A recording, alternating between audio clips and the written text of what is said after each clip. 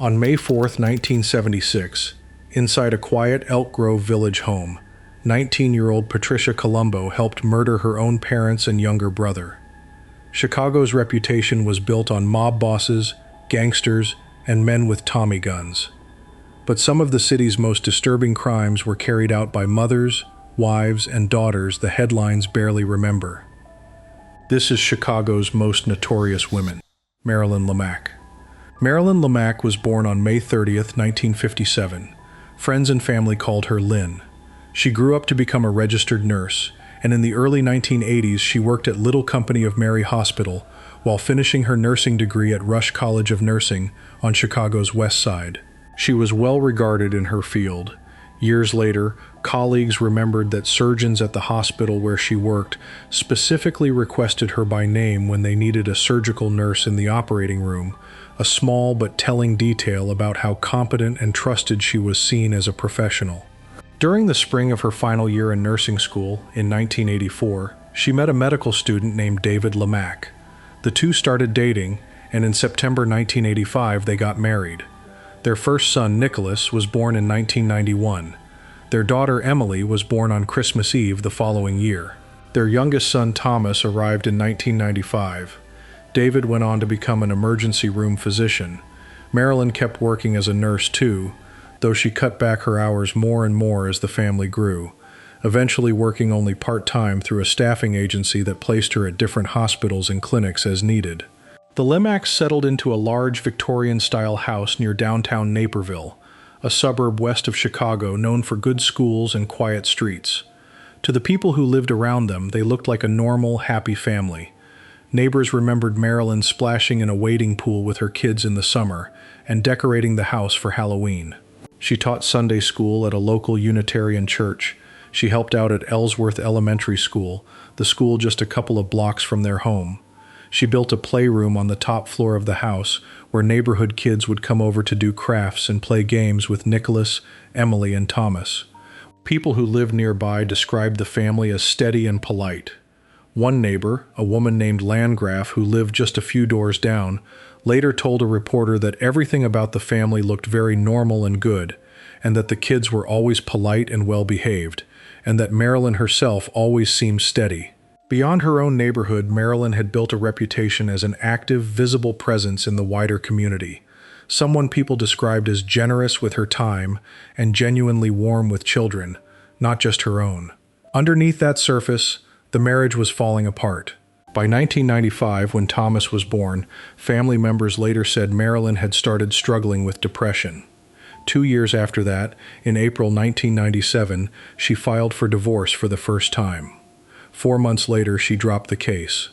"Nothing changed except I had a change of heart," she said during a later divorce hearing. The peace did not last. In June 1998, she filed for divorce again, and this time the case moved forward. A family doctor, not a psychiatrist, began treating her for depression and prescribed her the antidepressant Zoloft. That treatment continued for about 10 months, right up until the final tragedy. In the years since the case, some commentators writing about it have raised questions about whether the medication itself might have played some role in her state of mind in the weeks before the killings, since certain antidepressants have occasionally been linked to agitation in a small number of patients. This theory was never raised as part of her actual defense at trial, and no court ever made a finding connecting the medication to what happened, so it remains an outside line of speculation, rather than an established fact of the case. Things got worse in early 1999. According to testimony given later at trial, David Lamack had already started seeing a nurse named Janice Ryan, whom he met at the hospital as early as January of that year, before he had even moved out of the house. On February 11, 1999, David formally moved out of the family home and into an apartment just 2 blocks away. He later testified that he felt the marriage was over and that it was okay to move on, since the divorce was expected to be finalized within a couple of months. He said he never hid the relationship from Marilyn, and even brought Janice to a hospital function. Marilyn did not take the news well. She left notes for David to find as he packed up his things. One note read, "What do you call someone who has a girlfriend while still married? The liar, the cheater, David Lamack." She also made a harassing phone call to Janice Ryan. On one occasion, prosecutors later said, she saw Janice's car parked in the driveway of David's new apartment and flew into a rage. Even with all of this tension building, Marilyn kept up a normal-looking routine on the outside. Just a week before the killings, she went to a local party. A friend who was there later said Marilyn looked uncharacteristically messy that night, but otherwise seemed upbeat and pleasant, even though her husband had moved out only a few weeks earlier. 2 days before the murders, she told her doctor she was feeling better and that she had accepted what was happening with her husband. Her children noticed the tension in the house too. During one of her divorce hearings, Marilyn mentioned that her 7-year-old and 5-year-old were trying to give her advice on how to fix things between her and David. On March 4, 1999, everything fell apart. Sometime in the middle of the afternoon, inside the family's Naperville home, Marilyn gave her daughter Emily, who was 6 years old, and her youngest son Thomas, who was 3, tablets of a tranquilizer called Ativan, along with more of the Zoloft she had been prescribed. She then went downstairs and gave her oldest son, 7-year-old Nicholas, a snack of peanut butter on a bagel that she had laced with crushed Ativan. Once the drugs took effect and the children lost consciousness, Marilyn suffocated each of them by pinching their noses shut and covering their mouths with her hands. After killing her 3 children, she tried to take her own life by cutting her wrists. She did not succeed. Sometime in the early hours of March 5th, while she was still on the phone, a 911 dispatcher took her call. Marilyn's voice was soft and shaking, breaking up between sobs. "My 3 kids are dead, and I want to be dead too, and it didn't work," she told the dispatcher. When asked how the children had died, she answered without pausing, "I did it." When asked why, she said, "My husband didn't want us anymore." Rescue workers arrived at the house and found her on the floor, half-dressed and crying, still holding the phone. As they led her out of the house, past the bodies of her 3 children, she asked if she could kiss them goodbye. The request was denied.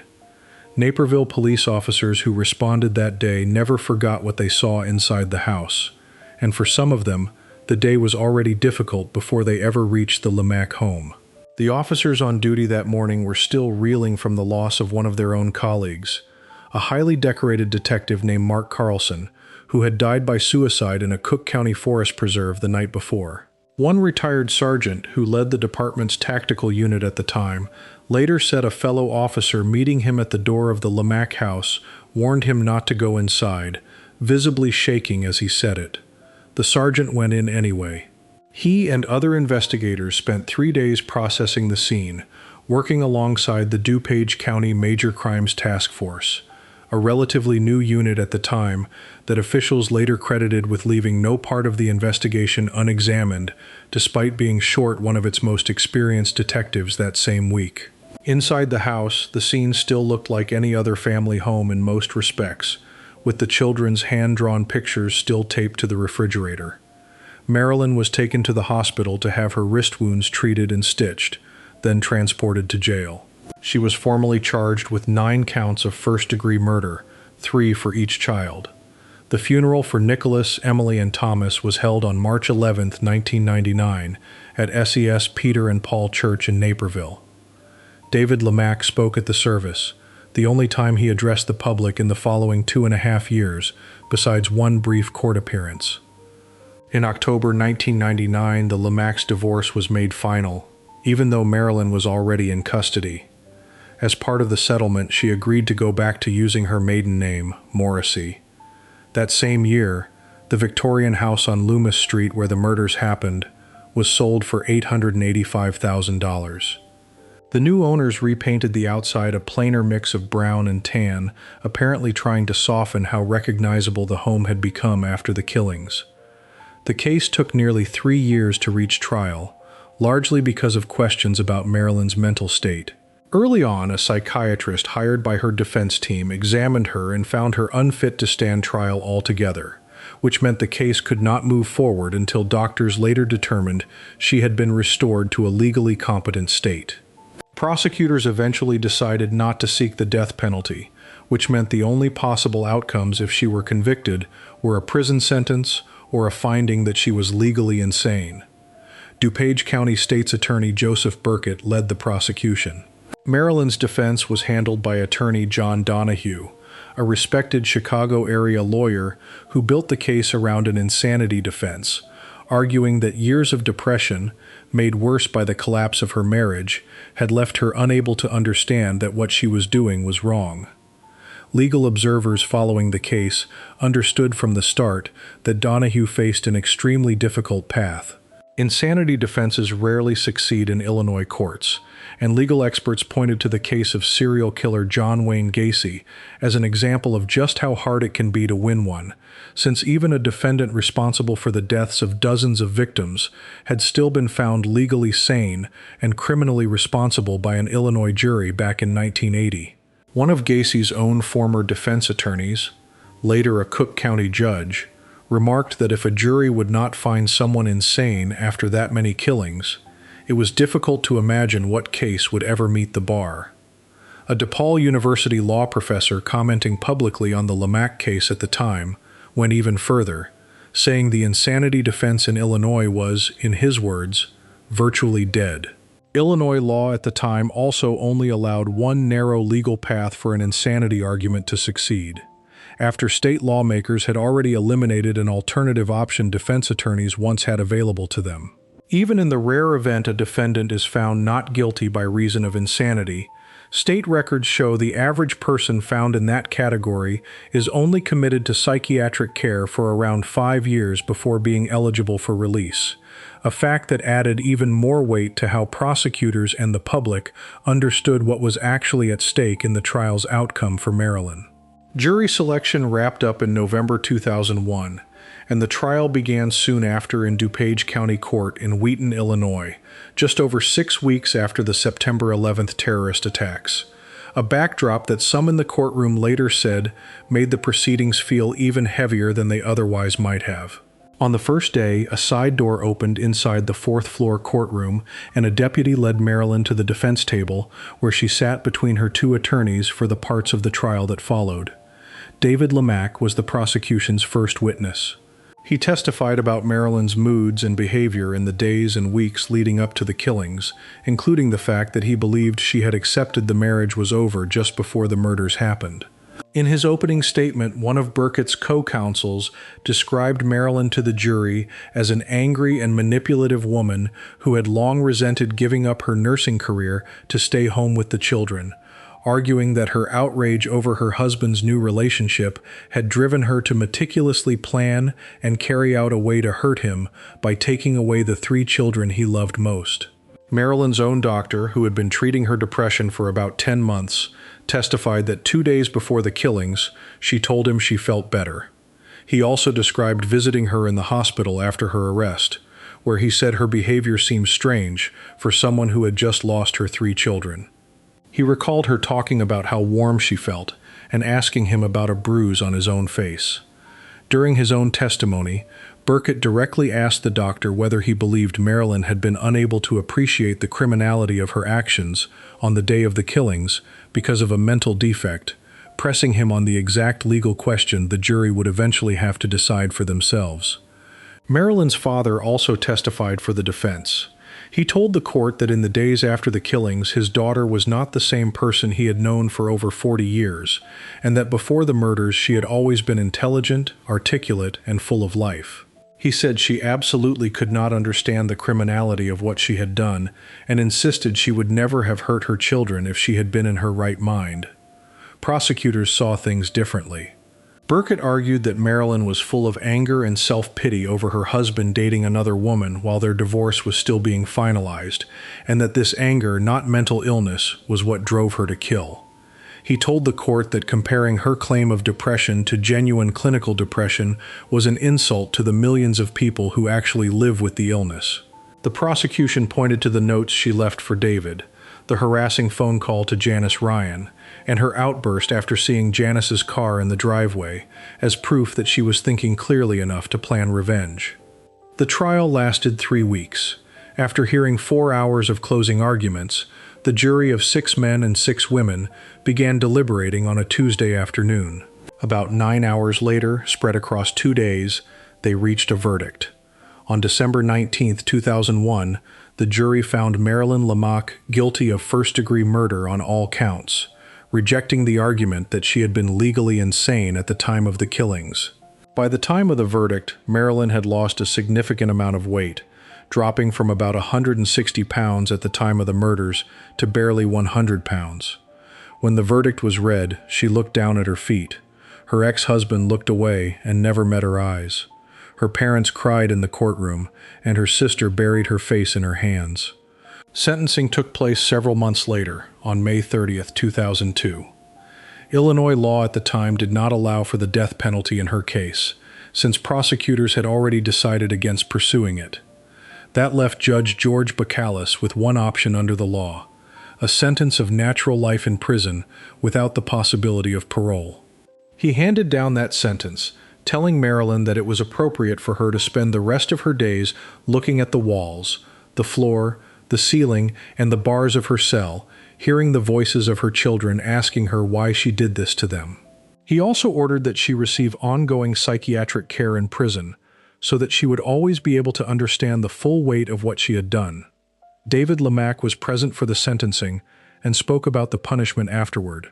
He said that he and his family believed spending the rest of her life in prison was the punishment that best fit what Marilyn had done, because it meant she would have to live every day with the knowledge of what she was responsible for, and that she could never harm any of them again.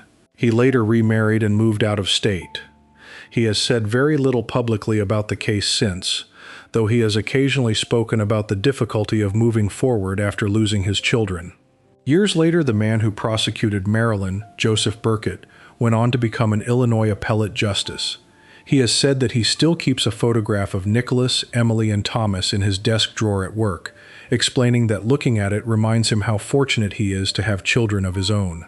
Marilyn Lamaque has spent more than 2 decades in Illinois prisons since her conviction, first at Dwight Correctional Center and later at Logan Correctional Center in downstate Lincoln, Illinois, both maximum security facilities for women. She has maintained a low profile behind bars for most of that time and has never granted an interview to a local reporter. In recent years, she has pursued a petition for executive clemency, asking the state to reduce her sentence, but as of the most recent reporting on her case, she remains incarcerated under her original life sentence. Retired investigators who worked the case have occasionally reflected on how much time has passed since 1999. One of them, doing the math years later, noted that Nicholas would now be in his early 30s, Emily not far behind him, and Thomas approaching 30 himself, an entire adult life none of the 3 children ever got the chance to live. The house on Loomis Street where the murders took place still stands. It was eventually donated to North Central College as part of a larger gift, its dark history now folded quietly into the campus around it. Every year that passes marks another year that Nicholas, Emily, and Thomas never got to live, another string of birthdays, graduations, and ordinary Tuesdays that belong to no one anymore. Before we move on, if you're enjoying this analysis, please consider subscribing. It helps the channel tremendously. While Marilyn Lamaque drugged her own children to punish the husband she couldn't keep, the next woman on this list turned her rage on a child who wasn't even hers to begin with. Her victim was a 6-year-old girl from her own neighborhood, lured away with nothing more than the promise of a movie and a bag of chips. What happened next would put her on Illinois death row before her sentence was ever commuted to life. Latasha Pulliam. Latasha Pulliam was born on April 11, 1971, to 2 teenage parents, Joseph and Renee Pulliam. She arrived early, and doctors kept her in an incubator for the first 2 months of her life. For the first 3 or 4 years after her birth, the young family lived with Joseph's mother before finally moving into a place of their own. Not long after that move, tragedy struck the family for the first time. Latasha had an older brother, Joseph Jr., who died as an infant from sudden infant death syndrome. According to testimony given years later during Latasha's own trial, her childhood was marked by severe abuse. A sentencing advocate from the public defender's office named Linda Sobotka researched Latasha's background ahead of her sentencing hearing and told the court what she found.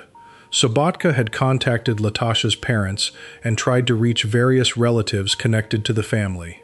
She also spoke with workers from the Illinois Department of Children and Family Services and with jail guards who had supervised Latasha, and she reviewed records from DCFS, Hargrove Hospital, the Cook County Jail, and the Chicago Board of Education to piece together a fuller picture of Latasha's early life.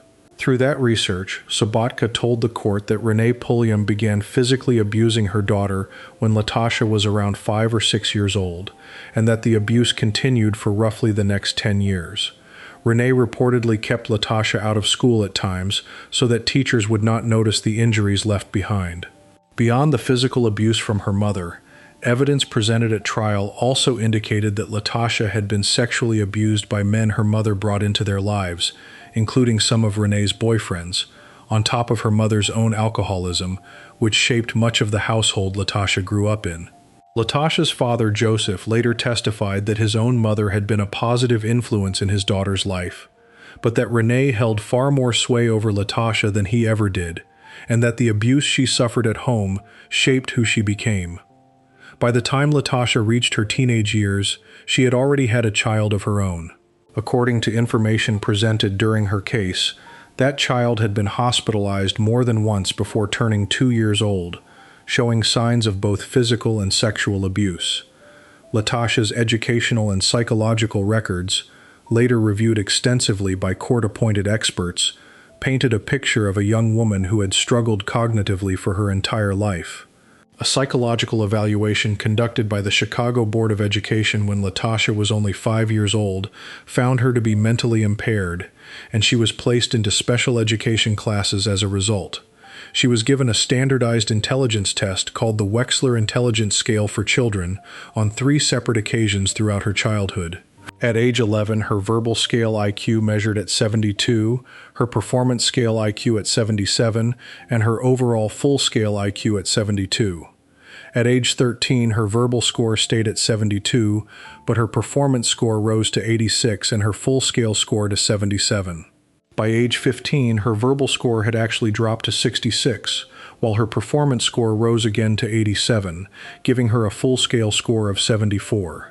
Years later, in April 1994, a clinical psychologist named Dr. Mark Moulthrop examined Latasha using an adult version of the same kind of test and found her full-scale IQ to be 69.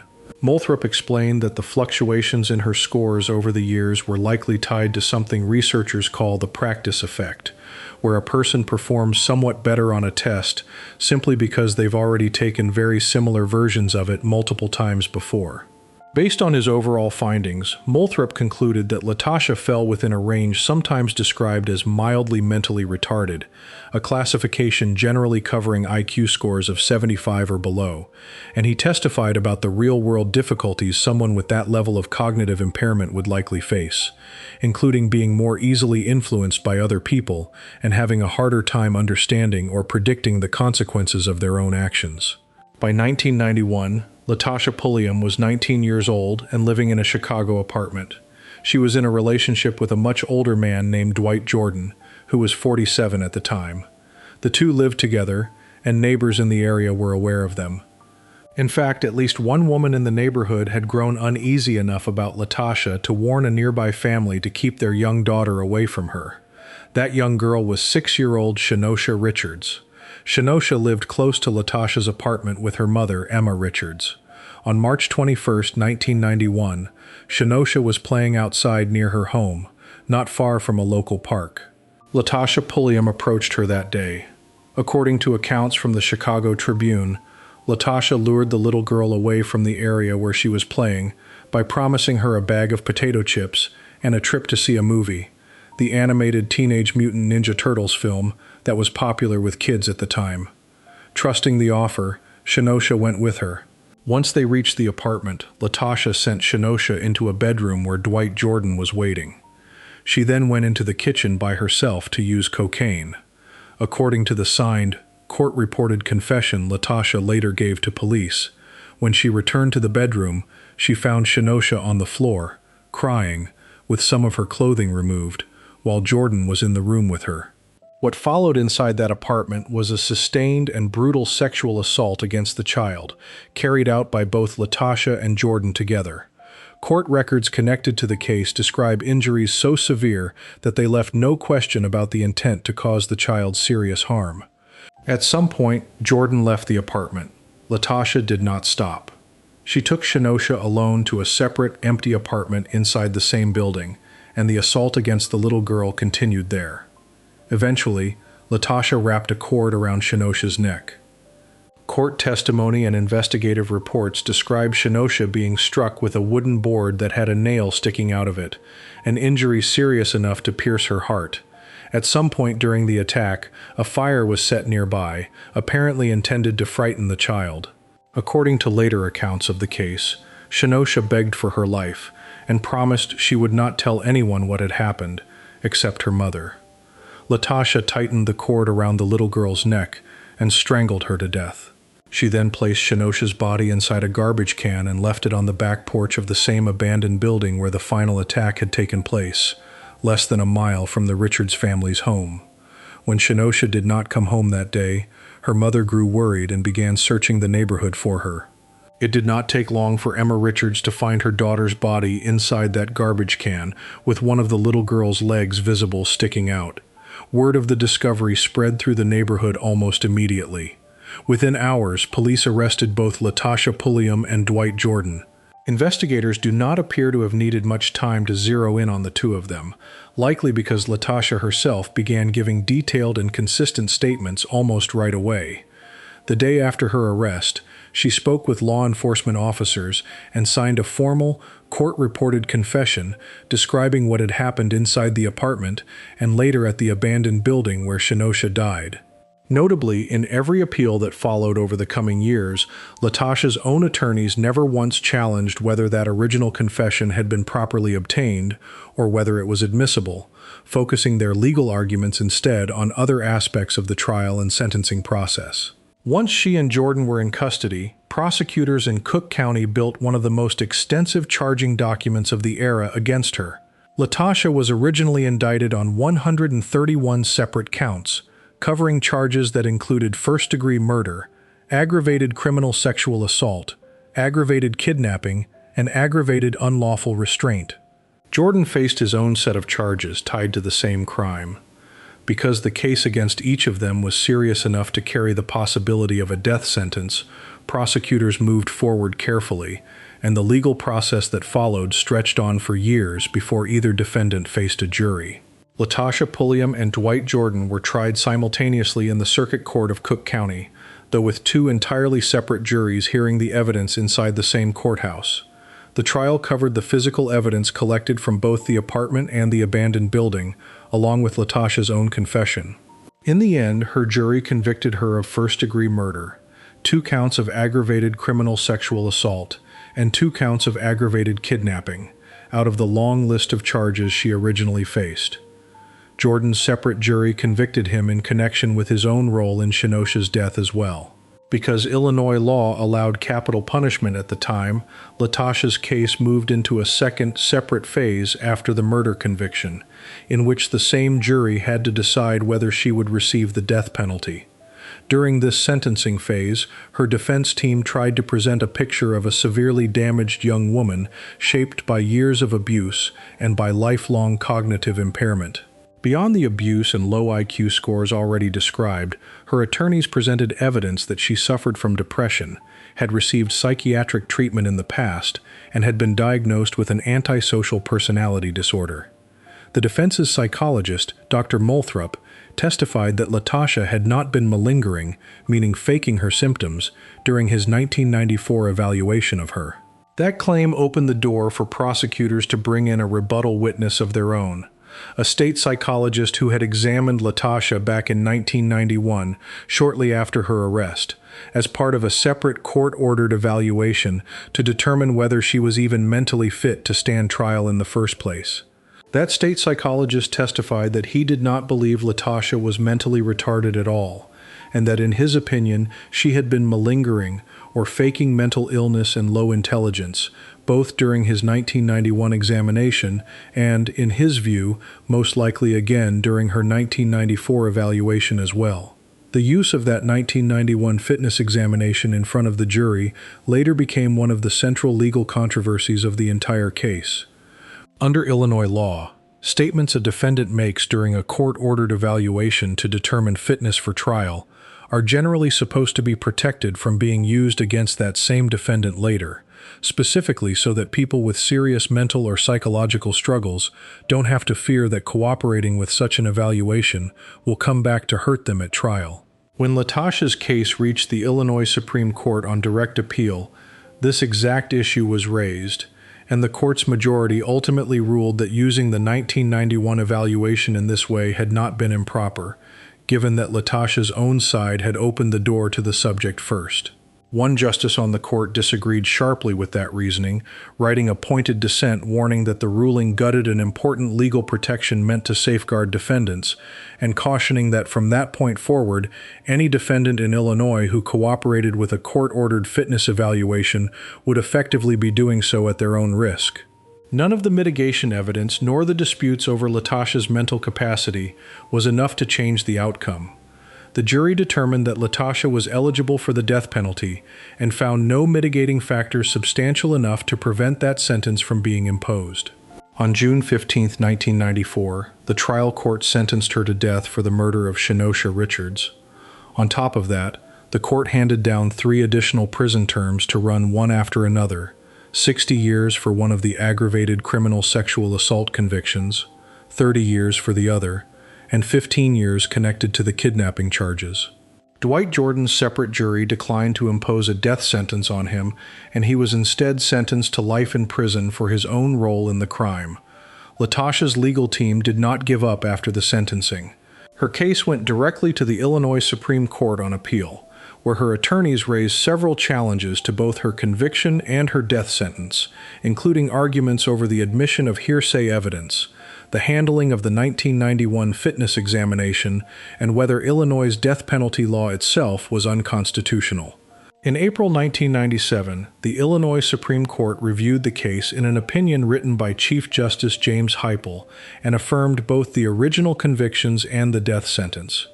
As part of that same ruling, the court's clerk formally entered an order setting an actual execution date of Wednesday, September 10, 1997, the date on which Latasha would have been put to death under Illinois law had no further legal action intervened.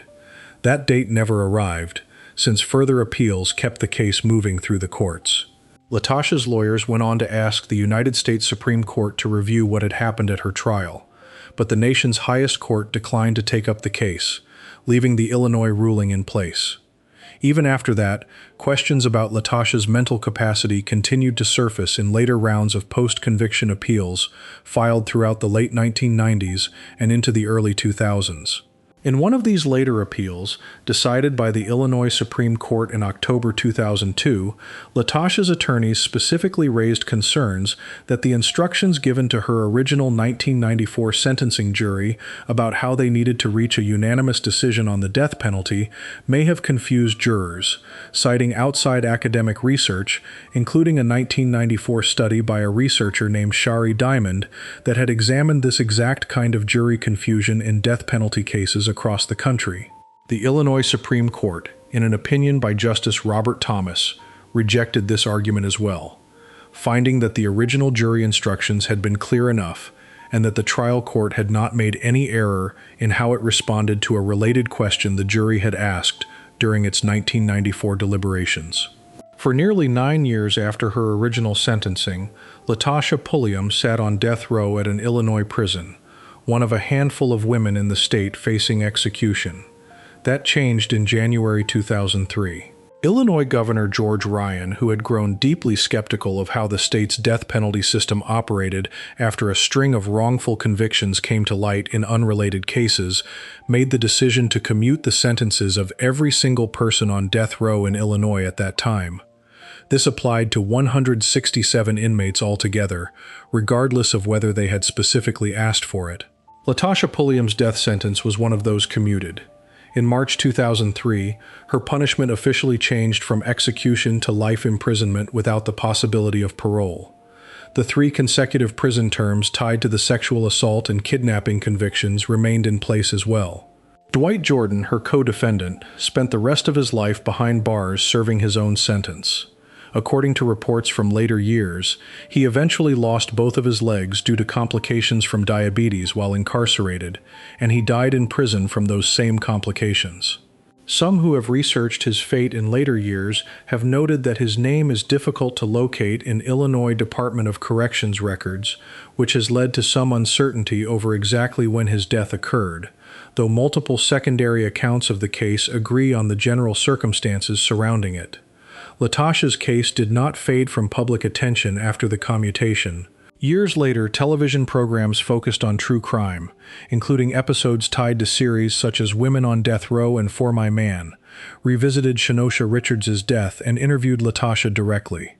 In at least one of these interviews, Latasha offered an account that differed from the signed confession she gave police back in 1991. In this newer version, she claimed she had no plan to hurt Shenosha when she brought her home that day, and said she did not know Jordan was going to do what he did. She described going into the kitchen to use drugs, then said she heard Shenosha screaming and tried to help her, only to be struck by Jordan and lose consciousness for a period of time. According to this later account, once she woke back up, she said she simply did what Jordan told her to do because he was, in her words, the one in charge. She has described Jordan as abusive toward her throughout their relationship, saying he often threatened her with knives. This newer account has been met with skepticism by people who have followed the case closely over the years, given how clearly it conflicts with the confession she gave decades earlier, when the events were fresh and before decades of appeals and television interviews had passed. It also stands at odds with the state's own rebuttal evidence from trial, where a psychologist who examined her shortly after her arrest concluded she had been consciously exaggerating her own impairment rather than genuinely losing track of events. Investigators and prosecutors who worked the case never treated her as anything other than an active, direct participant in what happened to Shenosha, a conclusion supported by the physical evidence gathered from both crime scenes and by her own earliest statements to police. Illinois no longer has a death penalty at all. Lawmakers voted to abolish capital punishment entirely in the state in 2011, several years after Latasha's sentence had already been commuted under the blanket order from 2003. Illinois had also eliminated discretionary parole for prison inmates back in 1978, more than a decade before Shenosha's murder took place. That means Latasha Pulliam, like every other person in the state serving a sentence of life without parole, has only one possible path toward release: a grant of executive clemency from the sitting governor. Barring that kind of intervention, she will remain in prison for the rest of her life. Shenosha Richards never got the chance to grow past 6 years old. She never got to see the movie she had been promised, never got to finish out her childhood on the same block where she had been playing that afternoon in March 1991. Her mother, Emma Richards, was the one who found her daughter's body, a discovery that no parent should ever have to make. More than 3 decades later, the little girl's name still surfaces whenever true crime programs revisit one of the most disturbing cases Cook County prosecutors have ever handled. A permanent reminder of a life that ended far too soon, at the hands of a neighbor her family had already been warned about.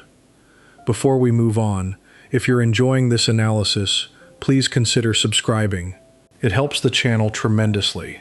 While Latasha Pulliam's death sentence disappeared with the stroke of a governor's pen during a mass commutation, the next woman on this list came within 14 hours of being strapped to a gurney and executed by lethal injection, before that same governor's predecessor made a very different last-minute decision. She had already spent a decade in prison for one killing before this one happened, and by the time the state finally spared her, she was one of the closest calls in modern American history.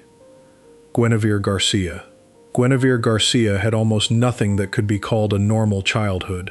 According to her own accounts and later court records, she was orphaned by the age of 6 and sexually abused around that same time. By the time she was 11 years old, she was already struggling with alcohol. These were not small warning signs that got overlooked. They were the foundation of a life that would spiral into violence again and again, decades before the crime that finally put her name in newspapers across the country. By the time Guinevere was 16, she was living with a man named Soleimani Falakassa, an Iranian student. The two lived together as husband and wife for about 18 months, and at some point she married him, reportedly to help him stay in the United States legally. While she was still 16, she became pregnant with his child. On September 18, 1976, she gave birth to a baby girl she named Sarah Swan. The relationship with Falakassa did not last. Sometime around 1977, Guinevere stopped living with him and began staying with an older man named Steve Garber. At this point in her life, she was still a teenager herself, only 17 years old, and she was already on probation for prostitution. On August 8, 1977, she took her baby daughter from her grandmother's care and brought her to Garber's apartment. She and Garber argued that day, and after he left the apartment, Guinevere placed a plastic bag over her 11-month-old daughter's head and suffocated her. She later told police she did it because she was afraid her grandparents were going to try to take the baby away from her permanently. At the time, nobody suspected murder. Sarah's death was ruled accidental, and the police investigation into it closed within a short period. For years, the true cause of the baby's death stayed hidden. The only place her name appeared publicly was on a headstone at St. Mary's Cemetery, though even that headstone carried a false last name, reading Sarah Garber instead of her real name, Sarah Swan. Life for Guinevere did not slow down after her daughter's death. The year after the murder, at 19 years old, she and an accomplice tied up and robbed her ex-husband Falakassa along with his girlfriend. During the robbery, she pistol-whipped Falakassa across the head. Because he refused to press charges and testify against her, she avoided prison and received 3 years of probation instead. 2 years after that robbery, while she was still on probation, she set fire to buildings on 2 separate occasions, both times on dates that lined up with the anniversaries of her daughter's birth and her daughter's death. These arsons, seemingly small crimes on their own, turned out to be the thread that eventually unraveled everything. An arson investigator looking into the fires began asking Guinevere pointed questions, and during that questioning, she admitted what she had done to Sarah 5 years earlier. Once the truth came out, prosecutors charged Guinevere with the murder of her infant daughter, along with 4 counts of aggravated arson. She was convicted on all counts and received a 20-year prison sentence. She ended up serving 10 of those 20 years before her release on parole in March 1991. She walked out of the Illinois Department of Corrections at around 31 years old, having spent nearly a third of her life locked up for killing her own child. Guinevere did not walk into freedom alone. Years earlier, while she had been working as a prostitute, she had met a man named George Garcia, a customer who was 26 years older than her. At some point before her final release, the two had already married and divorced once. Shortly after her parole in March 1991, they married again. The two of them moved into an apartment together in Bensonville, a suburb close to O'Hare Airport on the edge of Chicago. That second marriage did not last long either.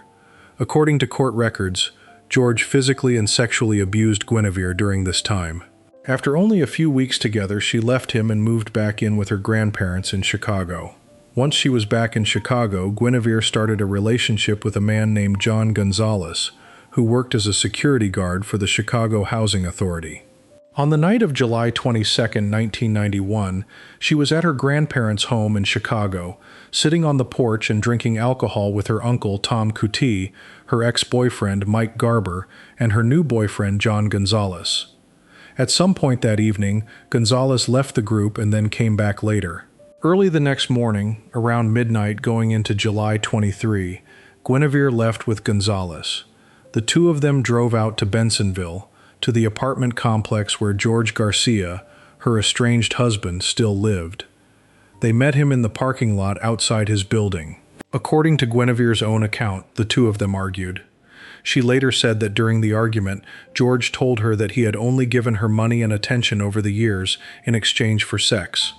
In a rage, she shot and killed him in that parking lot. George Garcia was 60 years old. After the shooting, Guinevere got behind the wheel of Gonzalez's car and drove them back toward her grandparents' house in Chicago. Along the way, she rolled down the window and threw out the spent shell casing from the gun. Once they were back at the house, instead of trying to hide what had happened, she started calling George's home answering machine repeatedly, beginning at around 3:39 in the morning. In these messages, she told him she loved him, apparently unaware or unwilling to accept that he was already dead. Through the early morning hours, she kept drinking. Later that morning, once the Bensonville Police Department learned that George Garcia had been murdered, Guinevere and Gonzalez went to the police station on their own, without being ordered to. Her uncle, Tom Couty, drove them there. On the way, according to court records, Guinevere drank several more beers in the car. Once they reached the police station at around 8:15 in the morning, she answered questions from officers for several hours, staying there until roughly 12:30 in the afternoon. After leaving the police station, Guinevere and Gonzalez went back home, again with Couté driving, and she had 2 or 3 more beers along the way. A few hours later, the two of them went out to a place called the Beehive Lounge to keep drinking. About an hour after arriving there, Guinevere used a nearby payphone to call the Bensonville police again. This time, she told them a different story. She claimed that Gonzalez had just confessed to her that he was the one who killed her husband, saying he did it so that he could have her all to himself. She was trying to shift the blame onto her own boyfriend. Police arrived at the lounge at around 4:30 that afternoon. When officers showed up, Guinevere pretended to be overwhelmed with grief and anger over her husband's death. Both she and Gonzalez were arrested on the spot and read their Miranda rights, which she acknowledged she understood. They were taken to the Bensonville police station together. The investigation and prosecution that followed focused on Guinevere as the shooter, not Gonzalez. A jury in DuPage County convicted her of first-degree murder, along with a charge of unlawful use of a firearm by a felon, due to her earlier conviction for killing her daughter. For the sentencing phase of her trial, Guinevere chose to waive her right to have a jury decide her punishment, which meant the decision fell to the judge alone. The trial court looked at her full criminal history, laid out step by step, from the prostitution conviction as a teenager, to the murder of her infant daughter while on probation, to the armed robbery and pistol whipping of her first husband, to the arsons set on the anniversaries connected to her daughter's death, and now to the murder of her second husband. Based on that pattern, the judge sentenced Guinevere Garcia to death. Guinevere appealed her conviction and death sentence directly to the Illinois Supreme Court, raising several arguments about how her trial had been conducted. In March 1995, the Illinois Supreme Court reviewed her case and upheld both her conviction and her death sentence. Her attorneys asked for a rehearing, but that request was denied 2 months later, in May 1995. What happened next turned Guinevere Garcia's case into a story that reached far beyond Illinois. Rather than continuing to fight her death sentence through further appeals, she chose to drop them entirely. She told the state's Prisoner Review Board directly that she was not attempting to take her own life through this decision, and that she understood and accepted responsibility for the crimes she had committed. She said she had grown tired of, in her own words, begging for her life, and she wanted her execution to move forward as scheduled. This position put her at odds with death penalty opponents and human rights groups who tried to intervene on her behalf, even without her cooperation. Well-known activist Bianca Jagger publicly called on Illinois Governor Jim Edgar to grant Guinevere a pardon, arguing that a life shaped by extreme abuse, addiction, and exploitation should not end this way. Amnesty International also took up her case, framing her willingness to die as something shaped by trauma, rather than a clear, independent choice. Guinevere's execution was scheduled for shortly after midnight on January 17, 1996. Had it gone forward, she would have become only the second woman executed in the United States since the Supreme Court reinstated the death penalty back in 1976, following Velma Barfield, who had been put to death in North Carolina in 1984. As the date approached, people on both sides of the debate weighed in. A nun who had come to know Guinevere during her time in prison, identified in news reports as Sister Miriam, described her as a sensitive, kind, and thoughtful person who believed her fate rested in God's hands. Prosecutors saw her very differently. A DuPage County prosecutor called her a walking catalog of crime, describing her as someone whose presence brought harm to everyone she came into contact with. With less than a day remaining before the execution, Governor Jim Edgar made his decision. On January 16, 1996, about 14 hours before Guinevere was set to die, Edgar commuted her death sentence to a term of natural life in prison without the possibility of parole. In his public statement explaining the decision, Edgar said that as horrible as her crime was, it was the kind of offense that judges and juries across the country had repeatedly decided did not warrant the death penalty. He specifically noted that the evidence suggested Guinevere had originally set out to rob her husband rather than kill him, and that the shooting had happened during an argument rather than as a planned execution. He also made clear that his decision went directly against what Guinevere herself had asked for, saying it was not the state's job to carry out a defendant's personal wish to die, even if that wish was sincere. Up to that point, Edgar had never granted clemency in any case, and had allowed 5 executions to proceed during the previous year alone, which made his decision to intervene in Guinevere's case even more unusual to observers following the story. Guinevere Garcia's life inside prison changed course after the commutation, even though she remained locked away for good. She was held at Dwight Correctional Center, the same maximum security women's prison in downstate Illinois that has housed several of the state's most notorious female inmates.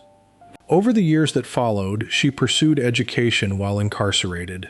She eventually earned an associate's degree in liberal studies from Lakeland College, receiving her degree during a graduation ceremony held at Dwight Correctional Center. By the time a Chicago Sun-Times columnist revisited her story more than a decade after the commutation, Guinevere had become known among younger inmates by the nickname Granny, and she had reportedly pushed several younger women at the facility to pursue their own education, including earning GEDs and vocational certificates. One young inmate, locked up since she was 15 years old, credited Guinevere's influence as part of the reason she worked to better herself while behind bars. By that point, Guinevere herself was in her late 40s, with no expectation of ever walking free again, having accepted that her life would end exactly where she was. Guinevere Garcia's case remains one of the closest calls to an actual execution of a woman in the modern history of American capital punishment.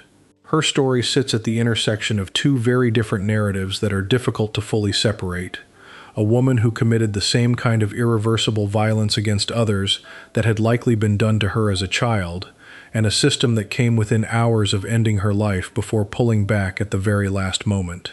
She continues to serve her sentence in an Illinois prison to this day, one of dozens of women across the state living out a natural life sentence with no legal path to freedom except a governor's act of mercy, the very kind of mercy she once tried to refuse. Before we move on, if you're enjoying this analysis, please consider subscribing. It helps the channel tremendously. Guinevere Garcia's story ended with a governor's phone call just hours before her death. The next case on this list ends nowhere near as quietly, with a 19-year-old woman who wanted her own parents dead so badly that she paid 2 strangers with sex before finally turning to the one man who actually pulled the trigger. What happened inside that quiet Elk Grove Village home would leave a detective changed for the rest of his life, and it would keep a parole board saying no for nearly 5 decades and counting. Patricia Colombo. Patricia Colombo, known to her family as Patty, was born on June 21, 1956, and grew up in a suburb northwest of Chicago called Elk Grove Village. Her parents were Frank and Mary Colombo. Frank worked hard to provide for the family, and those who knew him described him as a happy, joking man who was well liked by everyone around him. Mary Colombo was remembered as a devoted homemaker, the kind of person relatives called a sweetheart. The couple had 2 children. Patty was the older of the 2, and her younger brother Michael was 13 years old by 1976. Michael loved sports, especially baseball, and family members described him as a sweet, gentle kid. To the people who knew this family, from neighbors to distant relatives, the Colombos looked like an ordinary, loving suburban household. That picture started to crack when Patty was still a teenager. When she was around 16 years old, she met a man named Frank DeLuca, who was more than twice her age at 34. DeLuca was a licensed pharmacist who managed a Walgreens store. He was also a married man with 5 children of his own. Despite the age gap and despite his family, DeLuca and the teenage Patty began an intense relationship. Patty's parents strongly disapproved. At one point, after learning what was happening between his daughter and this much older married man, Frank Colombo confronted DeLuca and struck him in the mouth with the butt end of a rifle, an act violent enough to knock several of DeLuca's teeth loose. The confrontation did nothing to stop the relationship. Instead, it deepened the divide between Patty and her parents. By the time Patty turned 18, she had moved out of her parents' home entirely to go live with DeLuca. Around the same time, DeLuca left his wife and his 5 children behind to be with her. The two of them shared an apartment together while DeLuca continued working as a pharmacist. Patty's relationship with her parents grew increasingly hostile during this period. She had left the family that raised her to build a life with a man old enough to be her father, and there was no sign of that relationship improving with time. In September 1975, when Patty was 19 years old, a car salesman named Lanny Mitchell, who worked at a dealership in Schaumburg, was introduced to her through a mutual friend. Mitchell told Patty he would pay her to go on a date with a friend of his, a man named Roman Sobczynski, who was 34 years old, married, and worked as a recruiting officer for Cook County. During that first phone call, Patty mentioned that she was living with her boyfriend, that she needed money, and that her father had once struck her boyfriend with a rifle. In mid-October, Mitchell and Sobczynski met up with Patty in person, and the 3 of them spent the evening drinking and dancing at a local lounge. Both men wore guns that night specifically to impress her, and it worked. When she noticed Mitchell's weapon and asked about it, he told her he was a heavy who could do favors for the people he trusted. During this same outing, Patty brought up for the first time that she wanted her parents dead. Mitchell told her he would do it for $20,000. In reality, neither he nor Sobczynski had any intention of following through. Both men later admitted, once police eventually caught up with the case, that the entire arrangement had been a con from the very beginning, a way to keep having sex with Patty without ever actually committing a crime. But Patty did not know that at the time. Throughout October, she called Mitchell repeatedly, pressing him for details about when the murders would happen. He kept stalling her by asking for information about her parents' daily routines and schedules, information she willingly provided. By November, Patty had grown impatient. She stopped asking vague questions about a plan and instead started demanding a specific date, insisting the killings happen before Christmas. Sobczynski, playing along with the scheme, told her he wanted payment up front. Patty explained that the money would only be available after her parents' life insurance policy paid out following their deaths. In the meantime, to keep both men committed to the plan, she offered herself to them for a 3-way sexual encounter, which both men accepted. In early December, Mitchell went along with Patty to her parents' actual house so she could show him the layout inside. When her mother, Mary Colombo, unexpectedly came to the door, Mitchell backed out and left without going any further. Patty continued to feed the 2 men detailed information over the following months, including photographs of her family, a written breakdown of her parents' daily activities, and drawn floor plans of the house at 55 Brantwood Avenue in Elk Grove Village. Investigators later determined that this went on for roughly 8 months of planning. As the weeks dragged on with no murder actually happening, Patty eventually realized that Mitchell and Sobczynski had no real intention of killing her parents at all. Rather than give up on the idea, Patty turned to the one person who had already shown he was willing to use violence where her family was concerned, Frank DeLuca. To convince him to go through with what Mitchell and Sobczynski never intended to do, she told DeLuca a lie, claiming that her father was connected to organized crime and that he was planning to have the 2 of them killed first.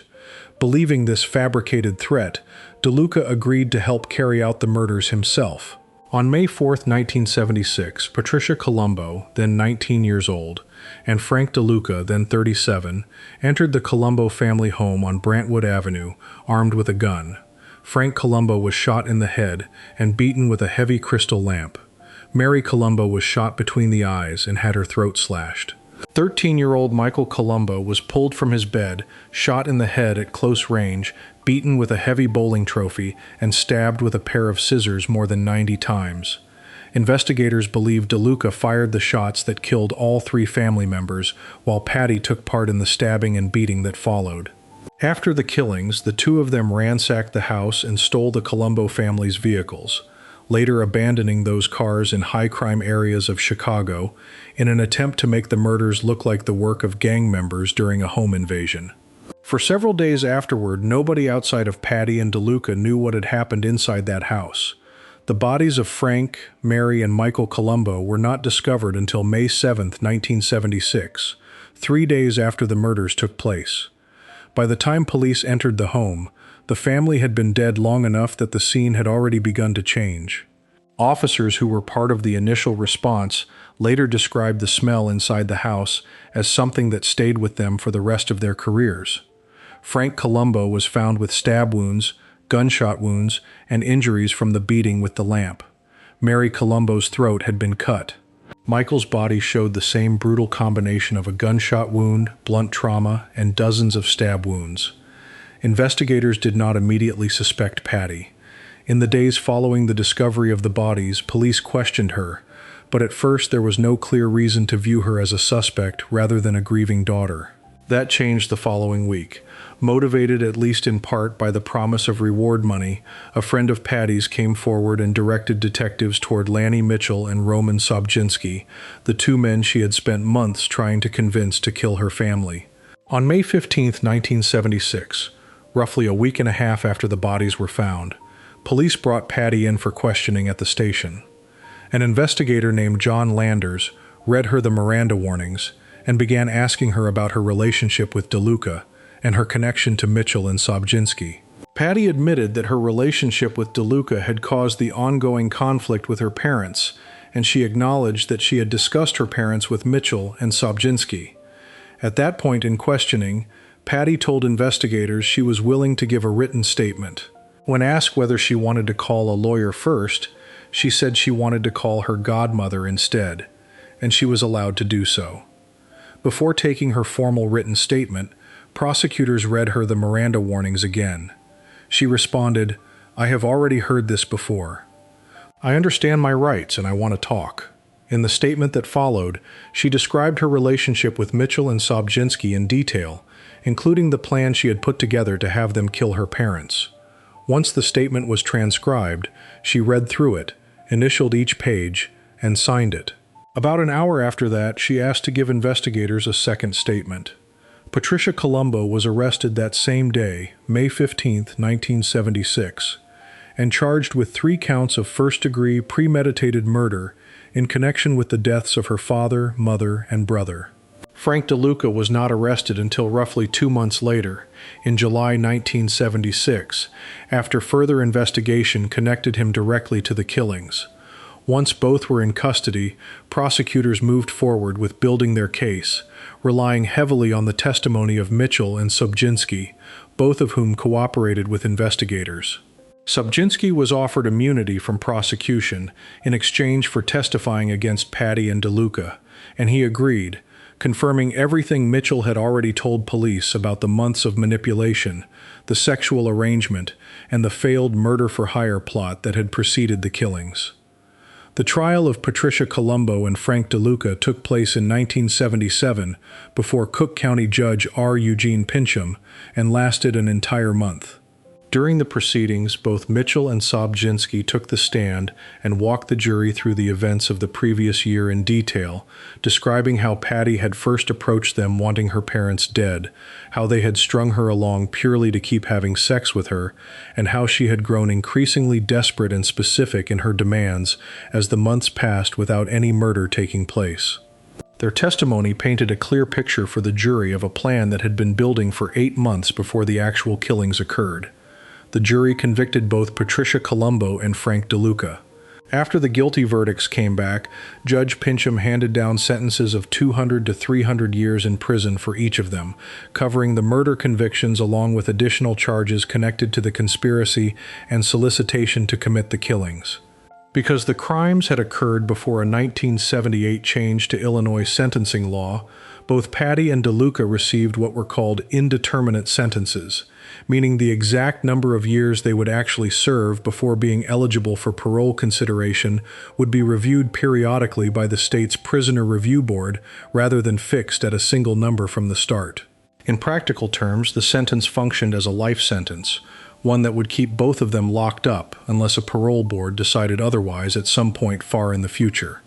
That review process began just a few years later and has continued for decades since, with the same result every single time. Patty first became eligible to request parole in the 1980s, and Ray Rose, the Elk Grove Village detective who had been the lead investigator on the case back in 1976, made a personal commitment to attend every one of her parole hearings to argue against her release. He kept that promise for more than 40 years.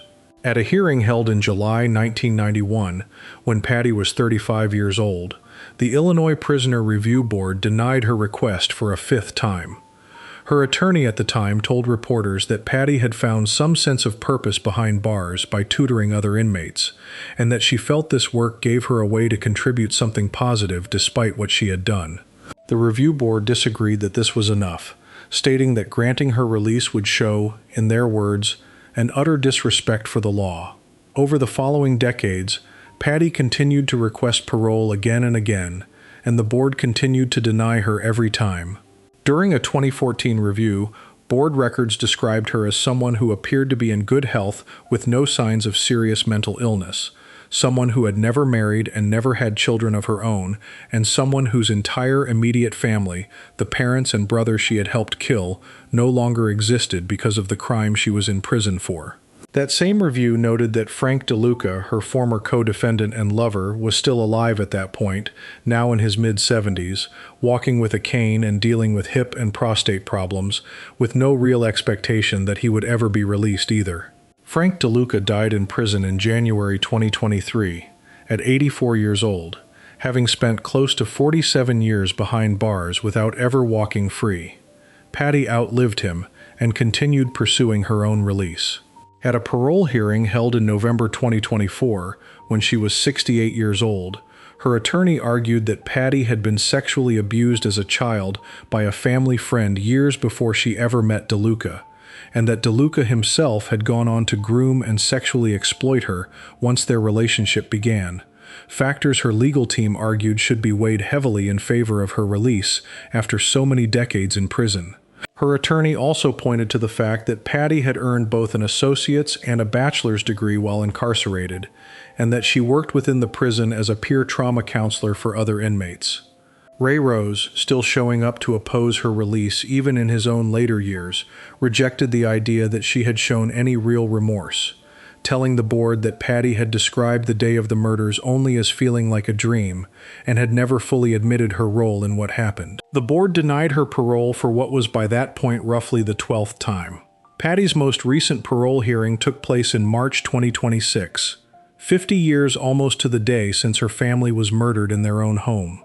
By then 69 years old, she once again faced Ray Rose, who continued to argue that releasing her would only re-victimize both the Colombo family's surviving relatives and the wider Elk Grove Village community that still remembers the case. Roughly 70 representatives from anti-violence organizations, church ministries, and prisoner assistance groups showed up to support her request for release, a sign of how much attention and advocacy her case continues to draw even 5 decades later. The Illinois Prisoner Review Board voted unanimously once again to deny her parole. As of that most recent hearing, Patricia Colombo remains incarcerated at Logan Correctional Center in downstate Illinois, the same maximum security women's prison that has held several of the state's most notorious female inmates over the years. Members of the Colombo family who survived the murders have never wavered in their opposition to Patty's release. Relatives who knew Frank, Mary, and Michael in better times have described the family as warm, ordinary people who did not deserve what happened to them, recalling Frank as a jokester loved by everyone in the family, Mary as a homemaker who put her whole heart into caring for her husband and children, and young Michael as a gentle boy who simply loved playing baseball. One relative, reflecting on Patty's decades of education and self-improvement behind bars, said she was glad Patty had done something constructive with her life, but added that her place remained in prison regardless. Another family member who described herself as a devout Christian said she has forgiven Patty in her heart, but still never wants to see her released. 50 years after 3 members of one family were murdered inside their own home by their own daughter and sister, the case remains one of the most notorious and most closely followed in the history of Cook County, a reminder of how far someone can go when a lie, a plan, and enough patience finally line up. Before we move on, if you're enjoying this analysis, please consider subscribing.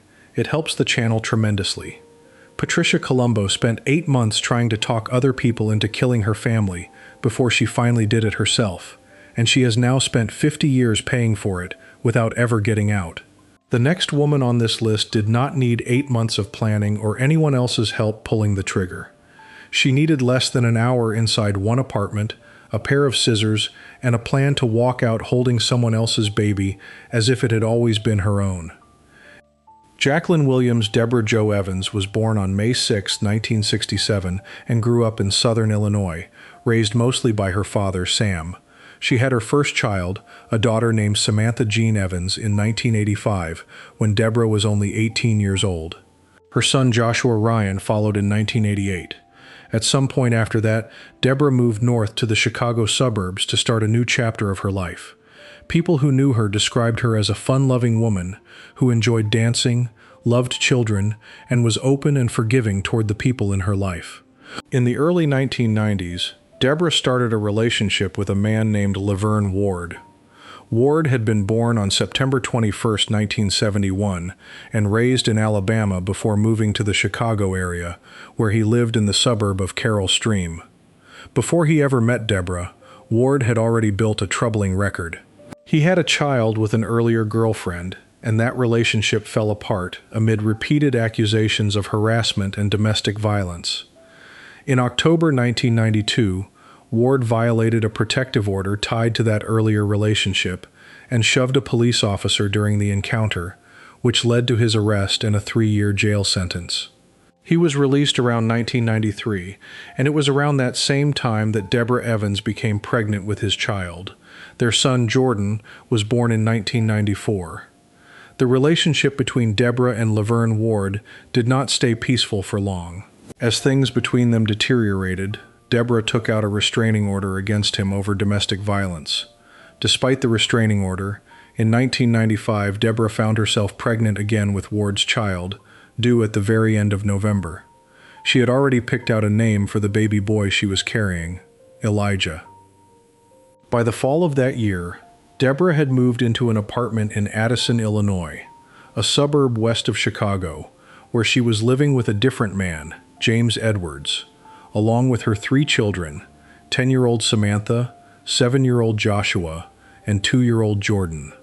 Laverne Ward had a cousin named Jacqueline Annette Williams, who was born on December 22, 1966.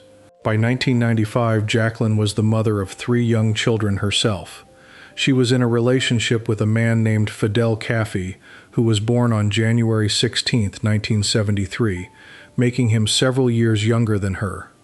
Their relationship was known to be an unusually violent one even before the murders happened. According to people who knew the couple, Jacqueline and Caffey would frequently damage each other's property during arguments, slashing the dashboards inside each other's cars, cutting each other's tires, and smashing out car windows. There is one piece of evidence that stands out from before the crime even took place. On November 6, 1995, 10 days before the murders, Jacqueline Williams filled out an application for a holiday food basket through a general assistance program run by her local township.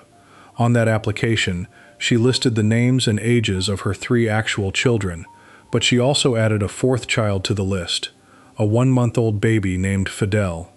At the time she filled out that paperwork, no such baby existed.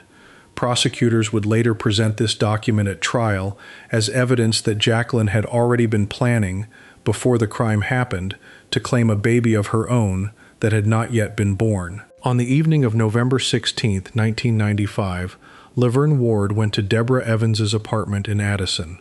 He brought his cousin, Jacqueline Williams, and her boyfriend, Fidel Caffey, along with him. Ward was 24 years old at the time. Deborah and Jacqueline were both 28. Kathy was 22. Despite everything that had happened between her and Ward in the past, Deborah let the three of them into her apartment that night. Once inside, Ward tried to convince Deborah to hand over her unborn child to Jacqueline in exchange for $2,000. Deborah loved the son she was carrying and refused the offer outright. What happened next inside that apartment was one of the most disturbing crimes ever recorded in DuPage County. Deborah Evans, 9 months pregnant, was shot and stabbed to death. Her attackers then used a pair of scissors to cut her nearly full-term baby out of her body. Her 10-year-old daughter Samantha was killed in the apartment alongside her mother. Her 7-year-old son Joshua and the newborn baby, later named Elijah, were both taken out of the apartment by the attackers. Her youngest child, 2-year-old Jordan, was left alone inside the apartment with the bodies of his mother and sister. At around 10 o'clock that night, Jacqueline Williams met up with Kathy and Ward in the parking lot outside the apartment building. Kathy came out of the building and handed Jacqueline the newborn baby. From that point forward, according to statements Jacqueline later gave to investigators, she began treating the child as though he were her own son. 7-year-old Joshua did not die that same night. According to court records from the case, he was kept alive for a period of time after the attack on his mother and sister, at least long enough to end up in the company of another person, referred to in court documents by the name Scott. During this time, Joshua told Scott what had actually happened, naming Jacqueline, Ward, and Kathy as the people who had broken into his mother's apartment. When Scott later brought up a discrepancy between what Jacqueline had claimed happened to Joshua's mother and what Joshua himself had said, Jacqueline became angry. She cursed at the boy and accused him of lying. Joshua insisted repeatedly that what he had said was the truth. According to the same court records, Jacqueline then told Joshua that his mother had left him some medicine, even though the boy pointed out that he did not take any medication. She brought him into the kitchen, gave him something, and he began to gag and vomit shortly afterward. When Scott asked her again about what Joshua had told him earlier that day, Jacqueline said the boy talked too much, and that Kathy had instructed her to take him south to a housing project area. The next day, November 17, 1995, police found Joshua's dead body in an alley in the nearby town of Maywood, Illinois. That same day, officers arrested Jacqueline Williams. When they found her, she was holding baby Elijah, who was still alive. At first, Jacqueline tried to minimize her involvement in everything that had happened. In her early conversations with police and prosecutors, she claimed that Elijah was actually her own biological son, insisting she had given birth to him at a friend's house on November 16th. She told investigators that Fidel Caffey was the baby's father, and that she had named him Fidel Caffey Jr. In other statements, she told police that Caffey and Ward had only gone to Deborah's apartment that night to talk to her about the unborn baby, and to, in her words, teach her a lesson, and she claimed she had known there would be trouble, but downplayed how much she had personally done. Jacqueline Williams, Fidel Caffey, and Laverne Ward were all indicted together on multiple counts of first-degree murder and aggravated kidnapping in connection with the deaths of Deborah, Samantha, and Joshua Evans, along with the kidnappings of Joshua and baby Elijah. Because Illinois still allowed the death penalty at the time, prosecutors pursued capital charges against all three defendants. At trial, prosecutors presented the holiday food basket application from before the murders as evidence that Jacqueline had planned in advance to claim a baby as her own. They also called Deborah's father and sister, along with Samantha's father, to give victim impact statements describing what the loss of Deborah and her children had done to their family. The jury convicted Jacqueline Williams of first-degree murder for the deaths of Deborah, Samantha, and Joshua Evans. During the sentencing phase, the same jury found her eligible for the death penalty and found no mitigating factors strong enough to prevent that sentence from being carried out. On May 11, 1998, she was formally sentenced to death for the three murders. In a separate part of the sentencing, the court also handed her 15 years in prison for the aggravated kidnapping of Joshua Evans, along with another consecutive 15-year term for the aggravated kidnapping of baby Elijah, sentences that would stack on top of whatever happened with her death sentence going forward. Fidel Caffey was tried separately and also received the death penalty for his part in the murders. Laverne Ward, tried separately as well, avoided execution because his jury could not reach a unanimous vote in favor of the death penalty during his sentencing phase. Instead, Ward was sentenced to life in prison plus an additional 60 years. At his own sentencing hearing, Ward denied ever hurting Deborah, telling the court that whoever did that to her had acted like something less than human, and insisting that he was not a violent killer. Throughout the years that followed, Ward continued to deny direct involvement in the killings, even while remaining convicted alongside Jacqueline and Caffey. All three defendants were ultimately found guilty of first-degree murder in connection with the case. Notably, Joshua had told witnesses before his death that a fourth person had been involved in the attack on his family, but no additional arrest was ever made in connection with that claim. The case did not end with the original sentences. Fidel Caffey pursued years of appeals, and one of his attorneys continued working to prove his innocence long after the original trial, uncovering evidence he believed supported a request for a new trial. That effort continued for well over a decade without success in overturning the conviction itself. Meanwhile, in January 2003, Illinois Governor George Ryan made the sweeping decision to commute the sentences of every single person on death row in the state at that time, a decision driven largely by growing concerns about wrongful convictions across Illinois' capital punishment system. This blanket commutation applied to both Jacqueline Williams and Fidel Caffey. Their death sentences were converted to sentences of life in prison without the possibility of parole, meaning both of them would spend the rest of their lives behind bars, just as Laverne Ward already was. Jacqueline Williams has continued to seek relief from her sentence in the years since the commutation. In January 2012, she wrote a letter to the DuPage County Court asking a judge to reopen and reconsider her case, ahead of an expected hearing before the Illinois Prisoner Review Board. In that letter, she wrote that she understood her guilt and felt truly remorseful, while also suggesting she did not believe she was guilty of everything she had been convicted of. She wrote that she felt she had served enough time and wanted the chance to be productive and helpful to other women in difficult situations similar to her own. Despite that petition, she has remained in custody, serving her sentence of life without parole at an Illinois state prison for women. The two surviving Evans children, Jordan and Elijah, were raised by their grandfather, Sam Evans, Deborah's father, after the murders. Both boys grew up largely shielded from public attention at their own request as they got older.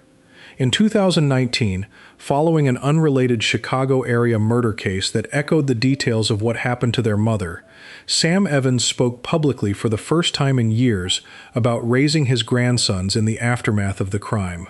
He said the pain of losing his daughter, granddaughter, and grandson, along with the unborn child who never took his first breath outside a hospital, had never fully faded, but that both surviving boys had grown into sharp, successful young men who were doing well in their lives. He credited them, in part, with helping him get through some of the hardest years of his own life following the murders. Deborah Evans never got to hold the son she had already named before he was born. Samantha never made it past 10 years old, and Joshua never made it past 7, killed by the very woman who had taken him from his mother's apartment, claiming she only wanted to teach his mother a lesson. Nearly 3 decades later, the Evans family murders remain one of the most shocking cases DuPage County prosecutors have ever handled. A case built not around a stranger breaking into a home, but around a cousin, a boyfriend, and a woman who had already picked out a fake name for a baby that did not yet exist. Before we move on, if you're enjoying this analysis, please consider subscribing. It helps the channel tremendously. While Jacqueline Williams built her plan around a stolen newborn and a lie about where that baby came from, the next woman on this list built her entire life around poison, working her way through a string of husbands in the same Chicago neighborhood decades before DNA testing or modern forensics ever existed. Neighbors called her sweet. Detectives eventually called her something else entirely, once they finally figured out how many funerals she had actually caused. Tilly Klimek. Tilly Klimek was born, Otylia Gaburek, in Poland in 1876.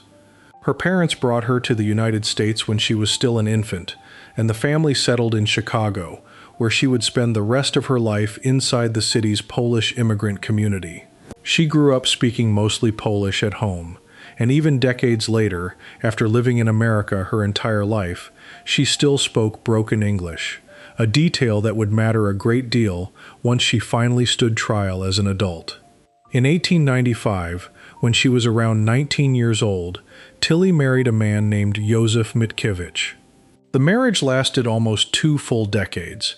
In 1914, Mitkiewicz died after a short illness. His death certificate listed the cause of death as heart trouble, and at the time, nobody had any reason to question that finding. Grief did not slow Tilly down for long. She quickly remarried a man named Joseph Ruskowski, who lived nearby in the same neighborhood. Ruskowski died in short order as well, following a pattern that looked, on the surface, like nothing more than a string of unlucky illnesses. Around this same period, Tilly was also seeing a boyfriend who eventually ended the relationship with her. He too died not long after breaking things off. In 1921, Tilly married her third husband, Frank Kupsik, a laborer. The two of them lived together in an apartment at 924 North Winchester Avenue. It was not long before Frank fell seriously ill. As his condition worsened, Tilly began telling neighbors that Frank would not live much longer.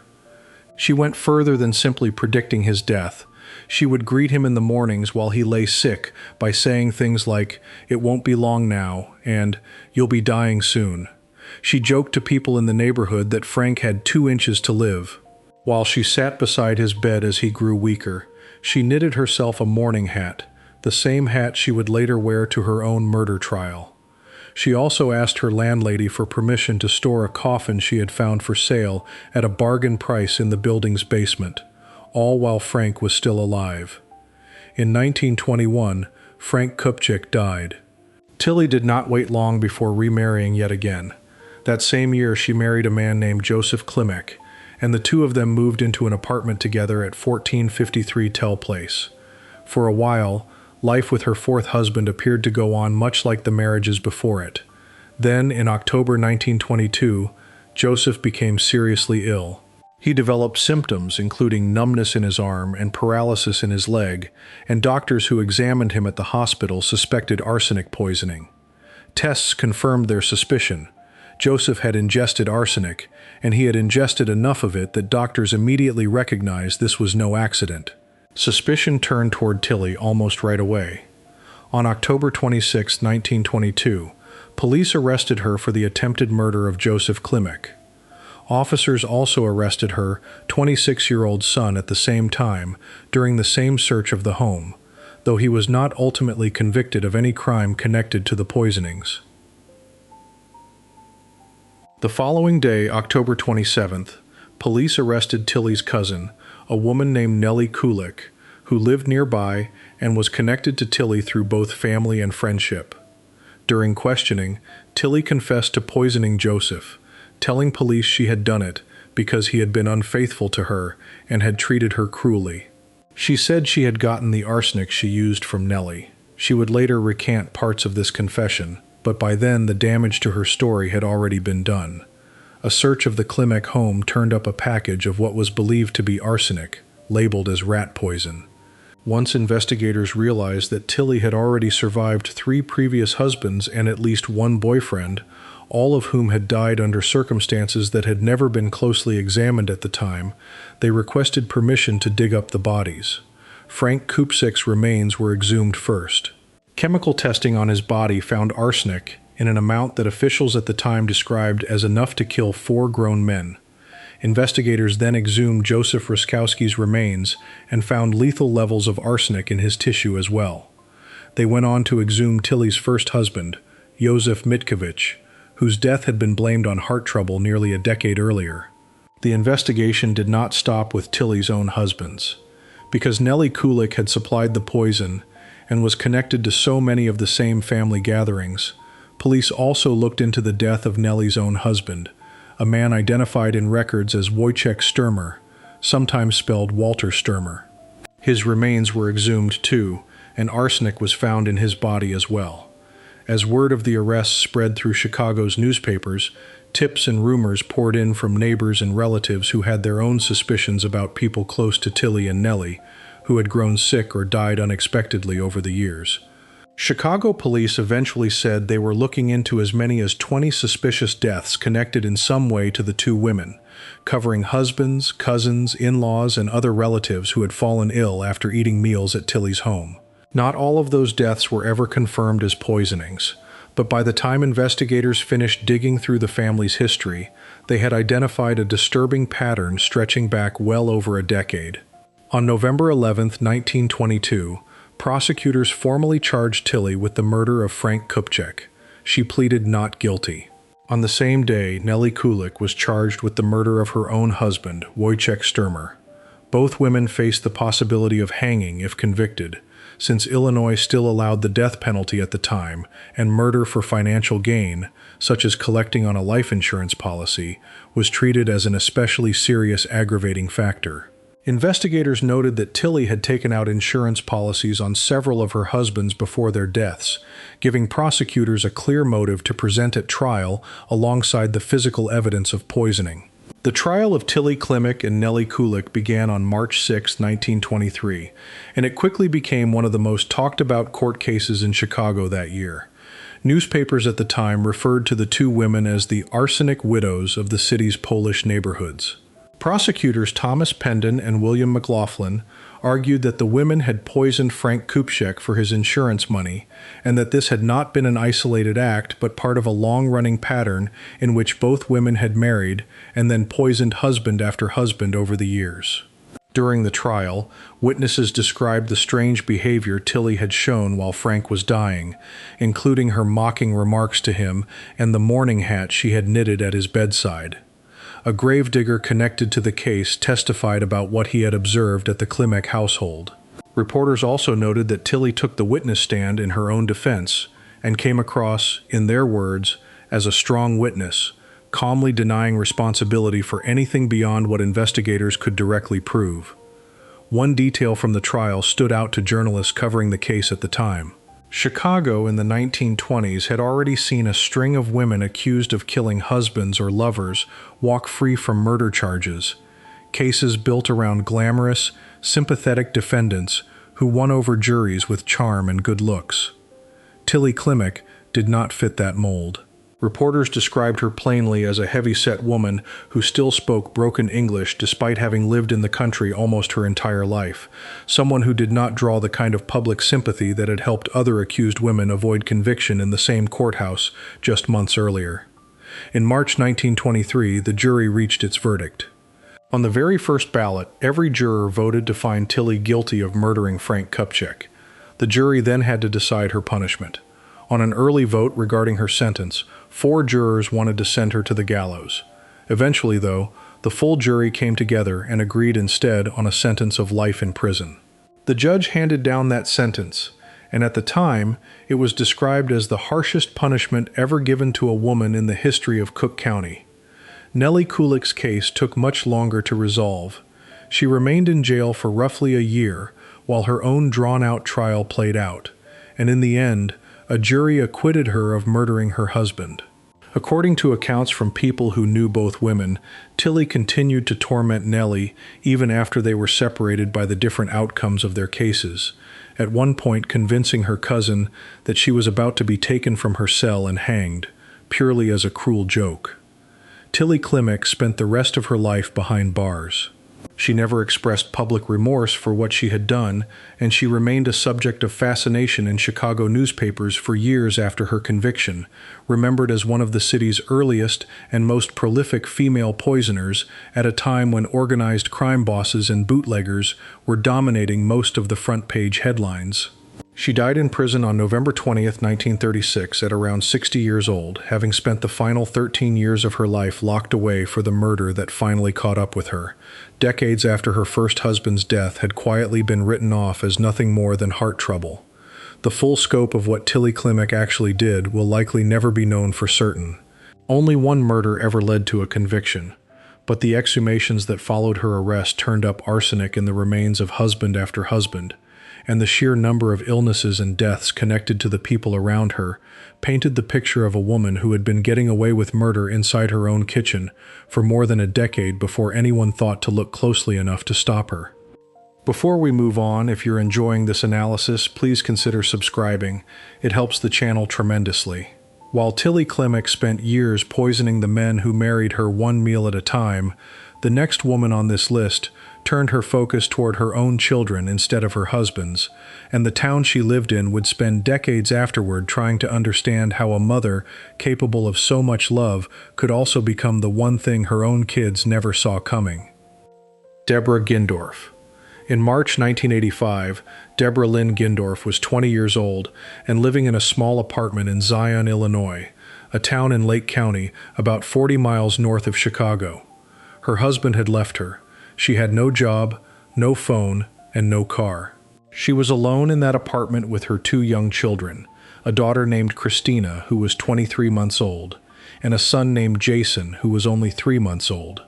According to testimony given later at her trial, Deborah had been struggling badly in the weeks after Jason's birth. She was depressed, and evidence presented in court indicated she had also been abused by her husband before he left. By March 1985, she had reached a breaking point. Court records show that she had been planning to kill herself and her two children for about a month before she actually did it. On March 21, 1985, she bought a box of an over-the-counter sleep aid called Unisom and crushed 32 tablets from it.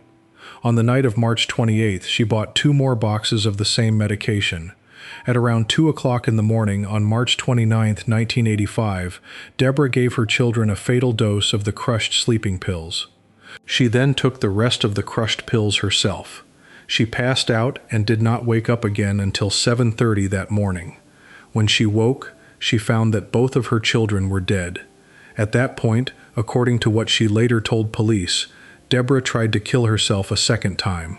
She turned on the gas stove in her apartment, put a towel over her head, and breathed in the fumes until she passed out again.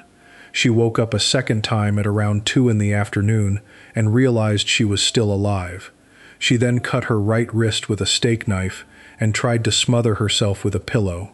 Neither of those attempts worked either. At around 6:30 that evening, having failed at every attempt to end her own life, Deborah Gindorf walked into the Zion police station. She told a police telecommunicator named Diane Schroeder that she wanted to turn herself in. According to the officer's later account, Deborah appeared nervous, her hands were shaking, and her eyes looked glassy, though she did not smell of alcohol and seemed to be trying hard to keep her behavior under control. She was directed to a Zion police detective named Ray Nichols. She gave him her name and told him she had killed her infant son and small daughter at around 2 o'clock the previous morning. She gave the detective her children's names and birth dates, her apartment address, and the key to get inside. Despite wringing her hands throughout the conversation, Detective Nichols did not find anything about the way she was speaking to be confusing or out of the ordinary. 3 Zion police officers went to Deborah's apartment after she turned herself in. As they approached the building, they could already smell a strong odor of natural gas coming from inside, left over from her attempt to gas herself hours earlier. Inside, they found the bodies of Christina and Jason.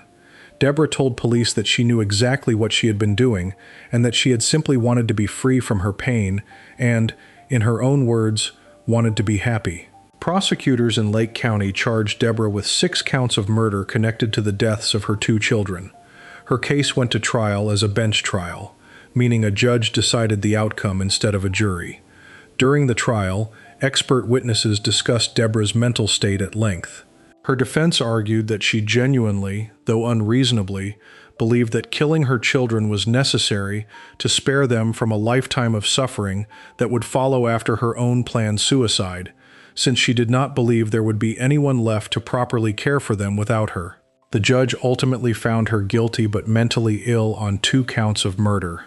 Under Illinois law at the time, this particular finding, combined with the nature of the charges against her, required the judge to hand down a mandatory sentence of natural life in prison. It was not a sentence the judge had the discretion to reduce, no matter what the court believed about her mental state at the time of the killings. Deborah's legal team appealed the conviction and sentence to the Illinois Appellate Court, 2nd District. Her appeal raised several separate arguments, including whether she had truly been legally sane at the time of the killings, whether she should have been convicted of the lesser charge of voluntary manslaughter rather than murder under a legal theory of necessity, and whether it was unconstitutional to force a mandatory life sentence onto someone the court itself had already determined was mentally ill at the time of her crime. On August 10, 1987, the appellate court reviewed all of these arguments and ultimately affirmed both her conviction and her sentence, meaning the natural life sentence would stand. Deborah Gindorf was sent to Dwight Correctional Center, the same maximum security women's prison in downstate Illinois that has held numerous other notorious female inmates over the decades. She remained there for years, while medical understanding of a condition called postpartum psychosis slowly began catching up with what had actually happened to her back in 1985. Postpartum psychosis is a severe mental health condition that can develop in some women shortly after giving birth, involving symptoms far more serious than typical postpartum depression, including hallucinations, delusional thinking, and a complete break from reality. In the mid-1980s, when Deborah stood trial, this condition was far less understood by both doctors and the criminal justice system than it is today. Over the years that followed her conviction, Deborah's case slowly became a rallying point for people working to raise awareness about postpartum psychosis and how poorly the justice system had historically handled cases involving it.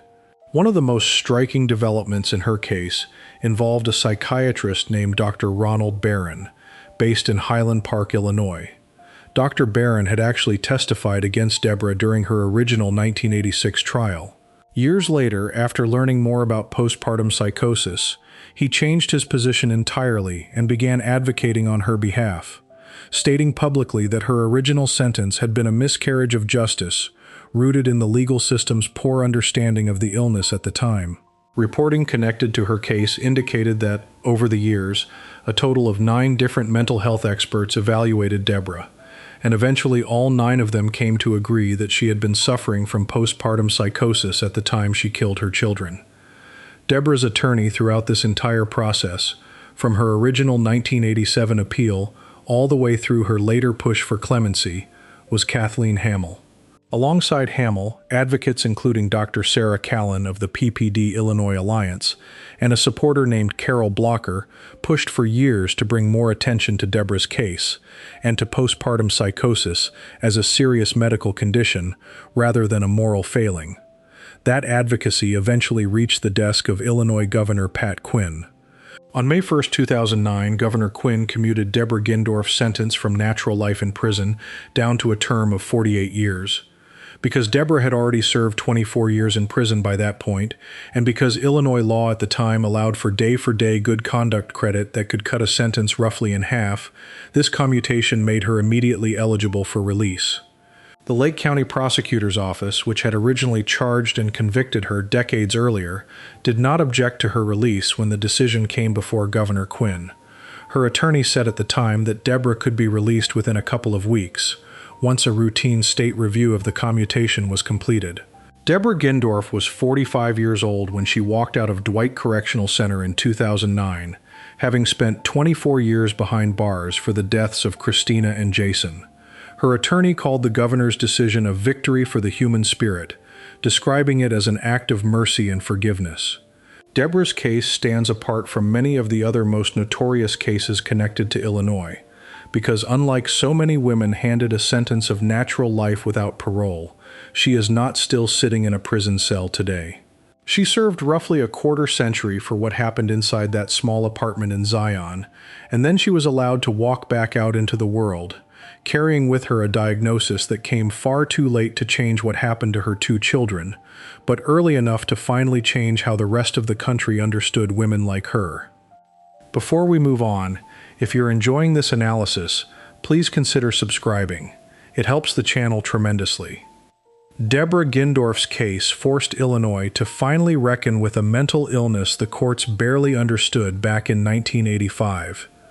The next woman on this list faced a very different kind of reckoning, one built not around a diagnosis anyone questioned, but around a mother who chose to end her own daughter's life, specifically because that daughter had autism, in a case that would go on to divide entire online communities over what, if anything, could ever explain what she did. Karen McCarran. Karen Frank was born on December 20th, 1968, in Germany, the daughter of Erna and Walter Frank, who was also known as Robert. Her family eventually settled in the Chicago area, where she grew up and graduated from Maine South High School in Park Ridge, Illinois. She went on to attend Southern Illinois University School of Medicine in Springfield, graduating in 1995 with a Doctor of Medicine degree. She built a career as a pathologist, eventually working at Methodist Medical Center and Proctor Hospital, both located in Peoria, Illinois.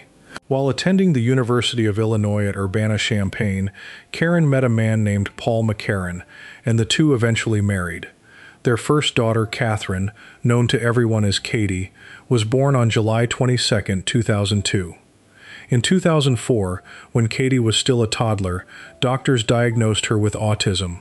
Trying to give their daughter the best possible support, Paul and Katie moved that September to Apex, North Carolina, to live with Paul's mother, so that Katie could attend a special education school for children with autism and related conditions called the Mariposa School, located in nearby Cary, North Carolina.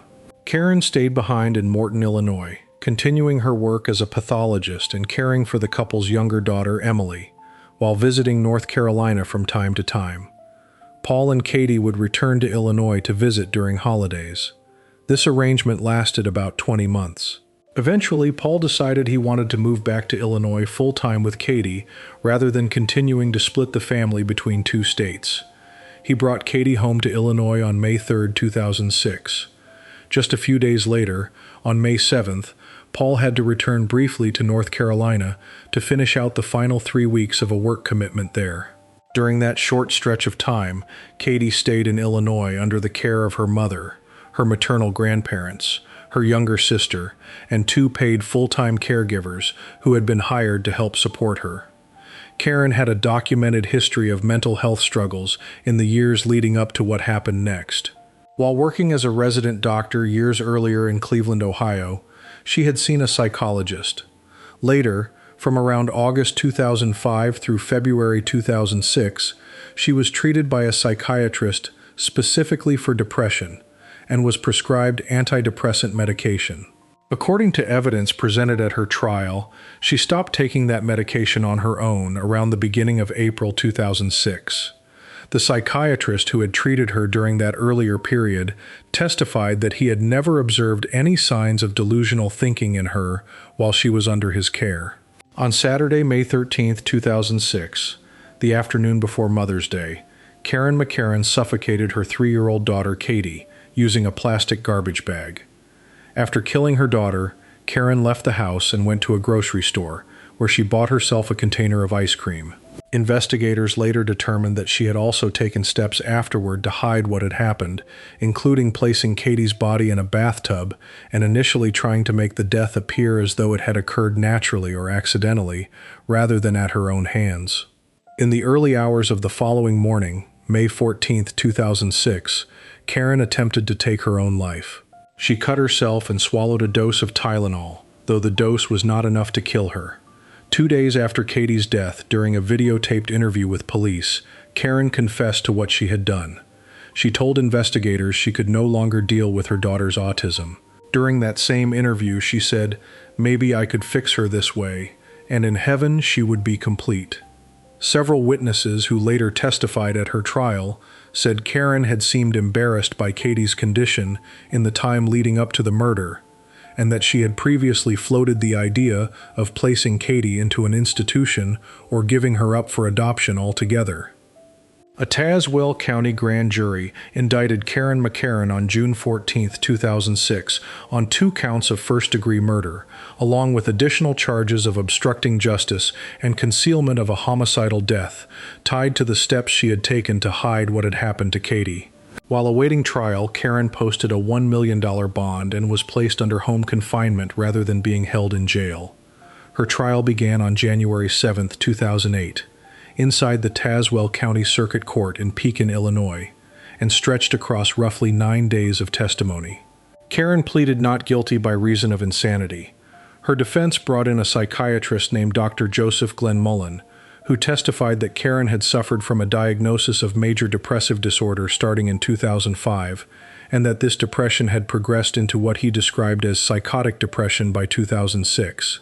As evidence supporting this diagnosis, Dr. Glenmullen pointed to Karen's delusional belief that by killing her daughter, she was somehow eliminating autism itself, and that Katie would be made whole again in the afterlife.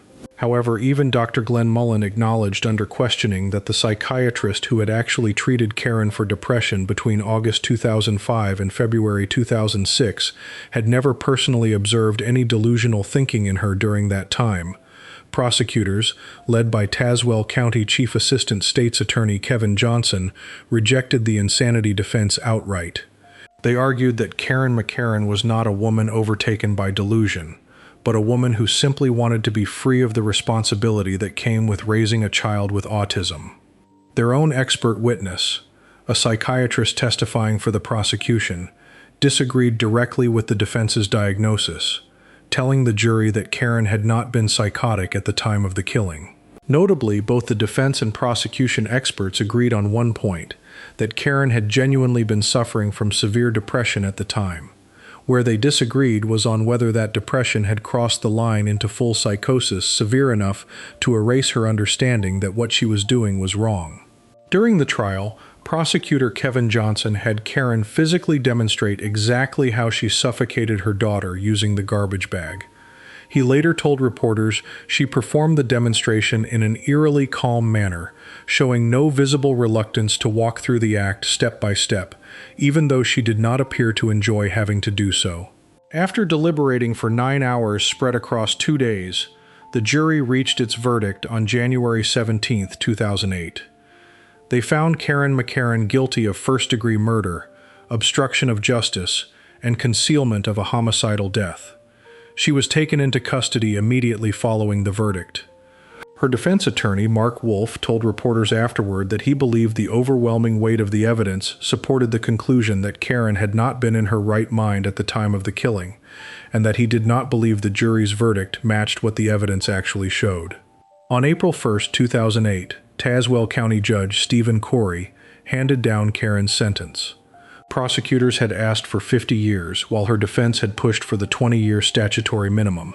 The judge settled on a sentence of 36 years in prison, a term Illinois law required her to serve in full without the possibility of early release for good behavior, given the nature of her convictions. On top of the prison term, Judge Corey ordered her to pay a $25,000 fine and to serve 30 months of supervised release once she eventually completed her sentence. Because Karen was 39 years old at the time of sentencing, the 36-year term meant she would be roughly 75 years old by the time she became eligible for release. The fallout from the case extended well beyond the courtroom.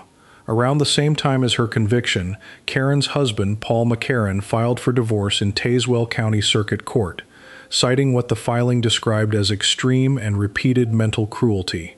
In an even more unusual turn, Karen's own parents, Walter and Edna Frank, sued their daughter to recover money they had loaned her to help cover her attorney's fees during the murder trial. In December 2008, a court ruled in the parents' favor, meaning Karen's own mother and father won a lawsuit against her over the very money that had gone toward defending her in court. Karen McCarran has continued fighting her conviction and sentence in the years since. In 2010, she appealed to an Illinois appellate court, which upheld her original conviction. She then filed a petition for a new trial in August 2011, which was denied that November. Years later, in 2018, she filed a handwritten petition from prison after Illinois briefly changed its post-conviction laws to allow inmates the chance to raise claims specifically tied to postpartum depression and postpartum psychosis as grounds for reconsidering a sentence. A court-appointed attorney representing her in this narrow proceeding asked for updated psychological evaluations to support this new claim, but the trial court denied that request and dismissed her petition. Karen appealed that decision, and in July 2022, Illinois' 3rd District Appellate Court ruled that the lower court had been wrong to shut down her request for expert evaluations under that specific law, sending the case back down for further proceedings on that narrow legal question. That ruling did not overturn her conviction or reduce her sentence. It simply reopened one small procedural door, giving her the chance to formally present updated evidence connected to a postpartum mental health claim, a process that remained ongoing without changing the underlying 36-year sentence she continues to serve at Logan Correctional Center in Lincoln, Illinois. Kari McCarran's case sparked fierce public debate that extended well beyond the courtroom in Pekin. National disability rights organizations, including a group called Not Dead Yet, spoke out strongly against what they saw as a troubling pattern in how the media covered the case, arguing that too much attention had been paid to the difficulties Karen faced as a parent of a child with autism, and not enough attention had been paid to Katie's own right to live out her life. These advocates pointed out that, despite public narratives painting Karen as an overwhelmed and unsupported mother, she had, at the time of the murder, 2 paid full-time caregivers helping care for Katie in addition to Katie's grandparents and sister, resources far beyond what many families raising children with autism ever have access to. A family member connected to Paul McCarran, speaking briefly to a reporter after the guilty verdict came down in January 2008, said simply that they felt justice had been done. Katie McCarran never made it past her 3rd birthday, killed by the one person whose job it was to protect her, inside a home she had only just returned to days earlier after spending nearly 2 years living apart from her mother so she could get the specialized help she needed. Before we move on, if you're enjoying this analysis, please consider subscribing. It helps the channel tremendously. Karen McCarran got 36 years for what she did to Katie. The next woman on this list stayed inside Chicago itself, and the voices she blamed for her own son's death would put Illinois' insanity laws on trial right alongside her. Amanda Wallace. Amanda Lynn Wallace was born on July 24, 1965. Long before she ever became a mother herself, she had already lived through a childhood marked by trauma and abuse, and by the time she reached adulthood, she was struggling with severe, ongoing mental illness. Over the years, doctors and psychiatric records connected to her case described her as suffering from schizophrenia that went largely untreated. Her history included repeated psychiatric hospitalizations and a disturbing pattern of self-harm, including incidents where she set herself on fire and swallowed drain cleaner. She had also attempted suicide more than once before the events that would eventually make her name known across Chicago. Amanda had 2 sons. Her older son, Joseph Wayne Wallace, was born on July 29, 1989. Her younger son, Joshua, came along after him. Because of serious, well-documented concerns about Amanda's mental state, Illinois' Department of Children and Family Services, commonly known as DCFS, removed Joseph from her care at one point and placed him with a foster family. During this period, at least one psychiatrist who evaluated Amanda gave an unusually blunt warning about her fitness to parent, stating directly that she should never have custody of this baby or any other baby, citing her ongoing psychotic behavior and the real risk of violence she posed. Despite that warning sitting in her file, the case moved toward reunification anyway. Some of the professionals involved in monitoring Amanda's progress issued more optimistic reports based on surface-level signs of improvement, such as her attending occasional counseling sessions and keeping her apartment clean, even as more serious warning signs about her antisocial behavior and history of setting fires went largely unaddressed. On April 15, 1993, Cook County Juvenile Court Judge Richard Neville approved returning Joseph to his mother's custody, weighing her apparent recent compliance more heavily than the psychiatric warnings that had been raised about her. 4 days later, on April 19, 1993, Amanda Wallace killed her 3-year-old son inside their apartment on Chicago's West Side. According to the confession she later gave to police, she stuffed a sock into Joseph's mouth, stood him up on a chair, waved goodbye to him, and then hanged him using an electrical cord tied to the transom above a doorway in their apartment. The aftermath of Joseph's death set off one of the most consequential child welfare scandals in Illinois history. Cook County Public Guardian Patrick T. Murphy, who reviewed the case files after the killing, did not hold back in his assessment of Amanda, describing her as one of the most insane people he had ever encountered in his years of work with the court system. Public outrage in Chicago grew quickly once details of the case became widely known, particularly the fact that a psychiatrist had explicitly warned against returning Joseph to his mother just days before his death.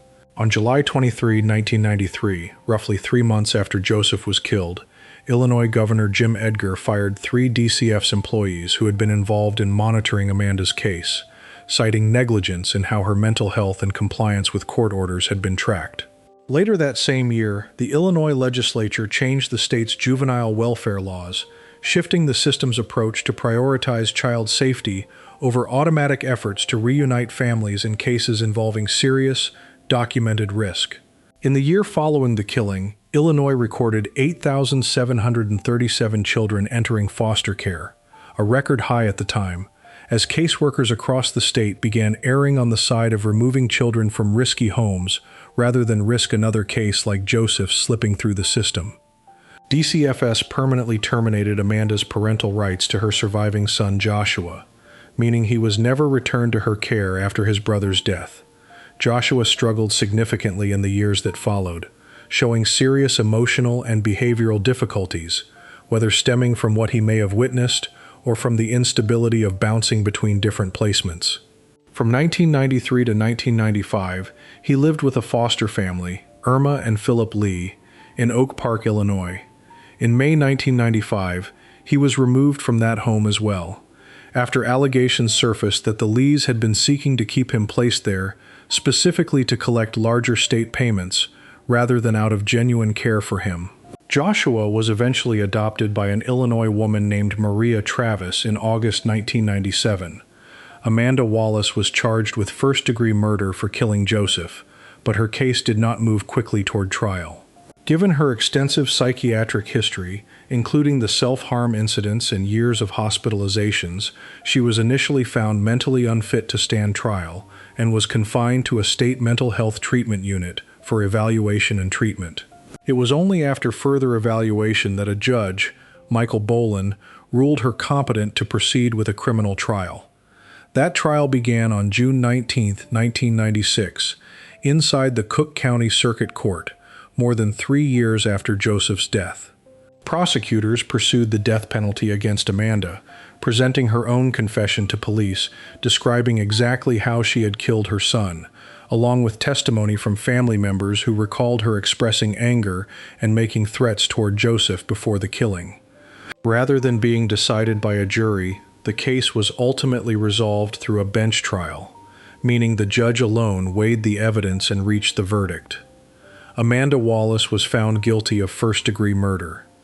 At sentencing, the judge chose not to give prosecutors the death penalty they had asked for. Instead, on July 25, 1996, he sentenced Amanda to life in prison. In explaining his decision, the judge indicated that while execution might, in some sense, have been an act of mercy toward a woman as severely mentally ill as Amanda Wallace, he ultimately did not believe capital punishment was the right or necessary outcome for her case. Amanda Wallace did not spend long behind bars after her sentencing. A little more than a year later, she attempted to take her own life inside her prison cell, hanging herself in much the same manner she had used to kill Joseph 4 years earlier. She was placed on life support following the attempt, but did not recover. On August 3, 1997, she was taken off that life support and died of respiratory failure, roughly 13 months after being sentenced to spend the rest of her life in prison for her son's murder. The case of Joseph Wallace remains one of the most influential child welfare failures in Illinois history, not because of what happened inside a courtroom, but because of what happened in the days leading up to his death, when a documented psychiatric warning sat largely ignored while a judge decided a mother with a long, severe history of mental illness and self-harm deserved another chance at custody. Joseph never made it past the age of 3. His death changed how Illinois handled thousands of other children moving through its foster care system in the years that followed, even though nothing that came after could undo what happened to him inside that West Side apartment. Before we move on, If you're enjoying this analysis, please consider subscribing. It helps the channel tremendously. Amanda Wallace's own psychiatric warnings went unheeded right up until the moment they cost her son his life. The next woman on this list also lost a court battle over what should happen to her own child, though hers involved an autistic teenage son instead of a toddler, and the debate over what she did to him would split disability advocates and true crime followers alike for years afterward. Dorothy Sportolakis. Alex Sportolakis was 14 years old and living with severe autism in River Grove, Illinois, a suburb located just outside Chicago. He shared an apartment above a plumbing company on West Grand Avenue with his mother, Dorothy Sportolakis, who was 50 years old, and his godmother, Jolanta Agata Skrodzka, who was 44.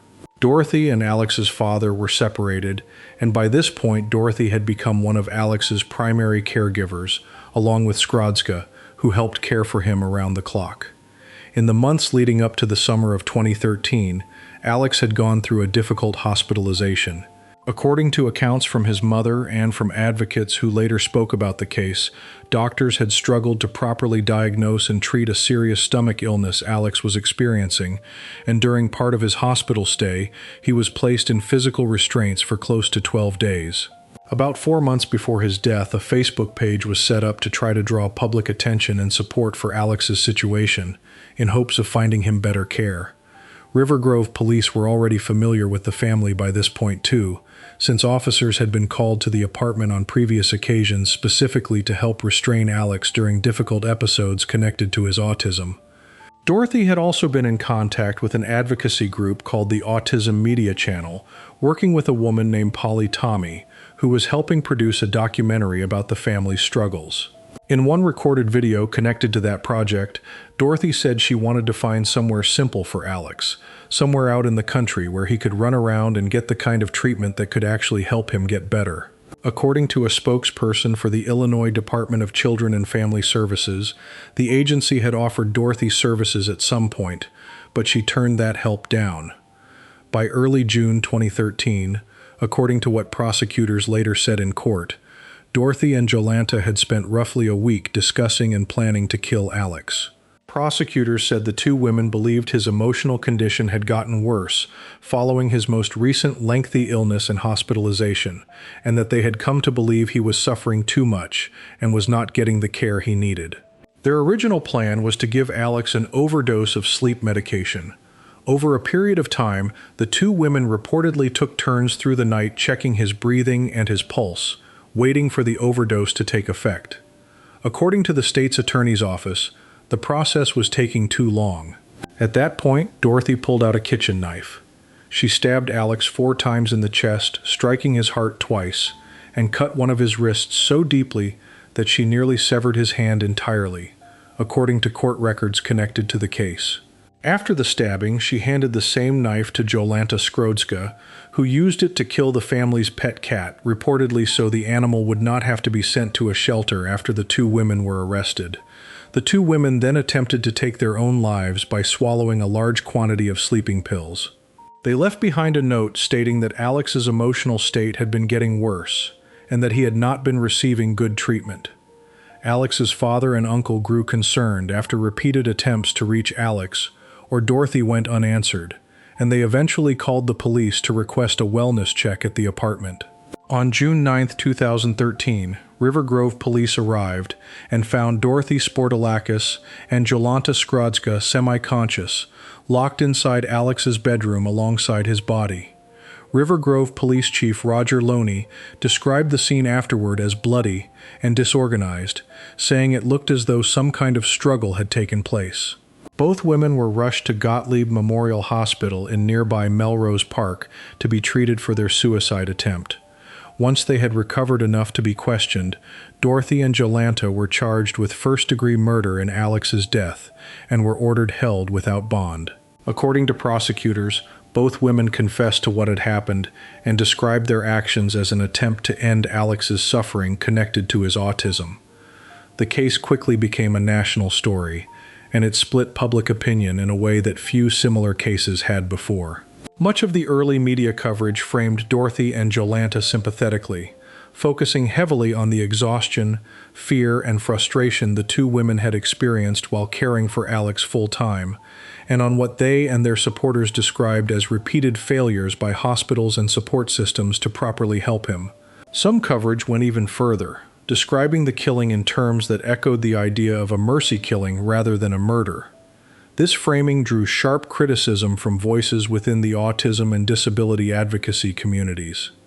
Ari Neiman, who led a government-funded autism self-advocacy organization at the time, publicly argued that an ideology suggesting people are better off dead than disabled was directly responsible for what happened to Alex. Other advocates pointed out that the sympathetic coverage of Dorothy and Jolanta stood in sharp contrast to how the press covered similar cases involving children without documented disabilities, where mothers accused of killing their kids were far more likely to be described in harsh, unambiguous terms as violent criminals rather than desperate caregivers. The criminal case against Dorothy Sportalakis and Jolanta Skrodska stretched on for more than 3 years after Alex's death. In December 2016, both women pleaded guilty, not to first-degree murder, but to the lesser charge of involuntary manslaughter. A judge sentenced them to time served, giving them full credit for the roughly 3 years they had already spent in custody at Cook County Jail, while the case moved slowly through the court system. Because of that credit, both women were released almost immediately after the sentencing took effect. Even though they had spent their entire pretrial detention at Cook County Jail, they still had to be briefly transported downstate to Logan Correctional Center in Lincoln, Illinois, purely so the state could formally process their release from custody. Dorothy's defense attorney, Michael Boddy, told Chicago's WLS-TV that he believed the justice system needed room for compassion, and that given everything the case involved, he felt this outcome was the right one. Dorothy declined to speak with reporters as she walked out of custody. Her attorney described her at the time as relieved, anxious, and more than a little scared about what came next. Alex Sportalakis never made it past 14 years old. He spent his final weeks restrained in a hospital bed while doctors struggled to figure out what was actually wrong with him, then went home to the same apartment where the two women responsible for his care ultimately decided his life was not worth continuing. Unlike almost every other case covered on this list, the story of Alex's death did not end with his mother locked away for the rest of her life. It ended with her walking free, credited for time already served, back into a world that had spent years arguing over whether what she did to her son deserved to be called murder at all. If you enjoyed this breakdown, make sure to subscribe. Thanks for watching, and I'll see you in the next one.